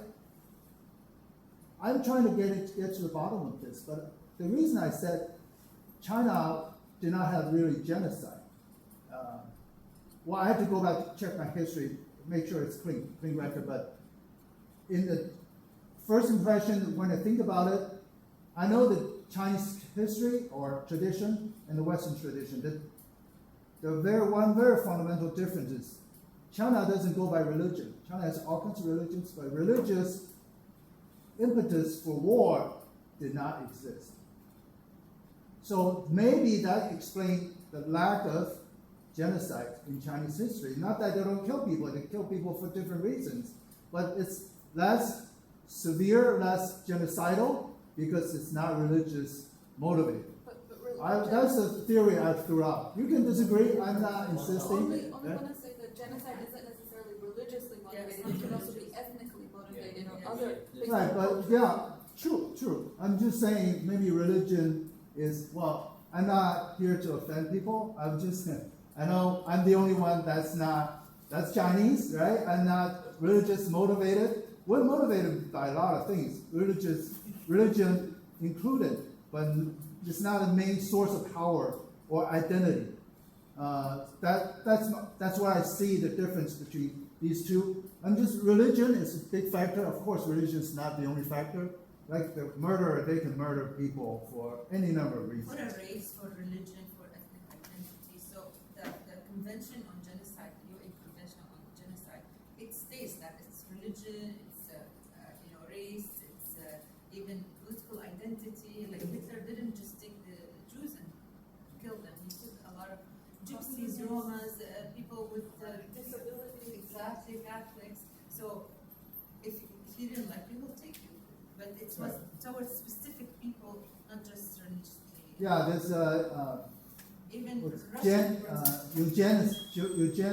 called? Eugenics. Eugenics, right? That's one motivation. Yes. And religion, because you get very righteous, because my God, the way I worship the God, my Bible, that gets you more energetic of doing good things as well as bad. And there are many ways to radicalize people. And in a lot of cases, bad things are done. I think just when people don't have safety, when they don't have food, it's very easy to radicalize them, whether it's about religion or something else. Yeah, sure. Go ahead, Jim. You said when you were on this bus, right, and when you were over in Israel, there was a woman who was an Arab or a Muslim, I don't know, is that bad to call her an Arab? I don't know what you were saying. Palestinian. Oh, Palestinian, okay. And then you said you felt like your government really wanted you not to get to know her, you didn't know her language. I thought, isn't there a lot of Christians living over there? And then how does your government want you to treat them? So there are many Palestinians who are Christian. I don't know the breakdown between Muslim and Christian, but there are some Palestinian people. Their culture, their ethnicity is Palestinian, their nationality, you could say, but their religion is either Muslim or Christian. It could be either. So there are Christian people who are, Palestinian. And then there are, I think, other Christian people that have lived there over the years because it's such an important place in Christianity in general. But there are, I guess, indigenous Christians that are Palestinian. Yeah, at one time there was about 10% of the population, but the Christian Palestinians are the most educated population in that area. Most of the people who are Palestinian Christians have at least bachelor's degrees, but they're the ones leaving, that immigrating and coming to places like America. We got a huge Christian Palestinian population here.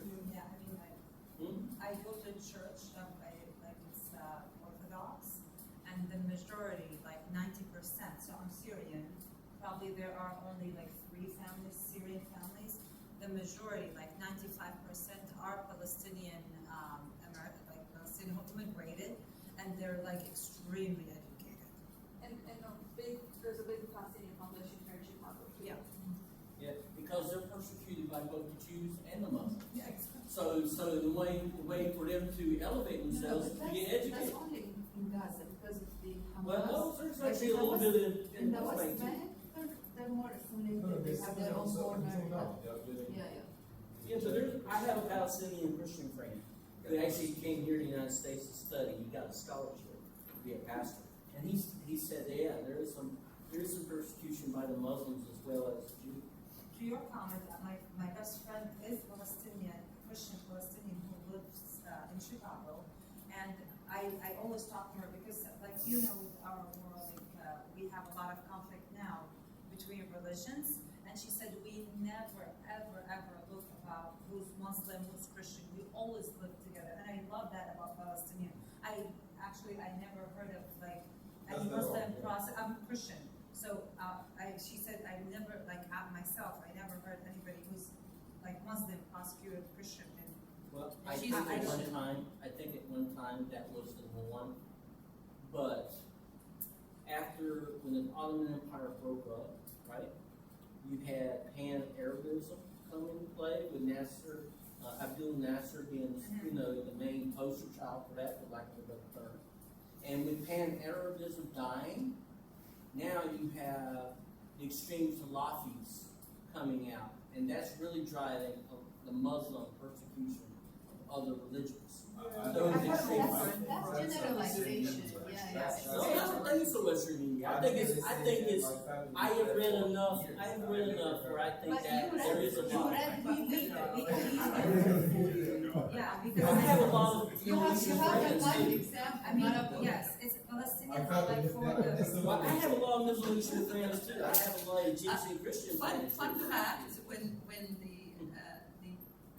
there was skirmishes before 1948 between the immigrant Jews and the Arabs, the Arab Jews, they fought with the Christian and Muslim Arabs, Palestinians against the immigrants who came in. So it was like, it wasn't about religion, it was about like people who are invading your space and you want them out. Just a note, the library closes at 5, so we start wrapping up at 4:30. We can still continue, we still have 10 minutes.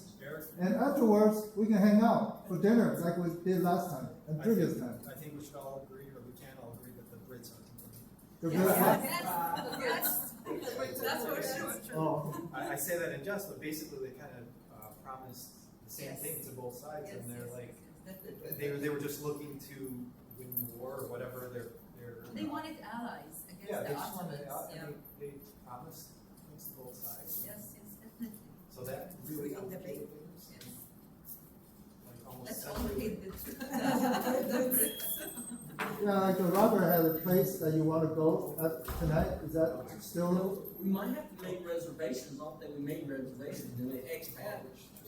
We could probably go over there and see. Well, we'll see. It's right across the street from where we were last year. Yeah, there are many other places. If it doesn't work out, ask Bridget.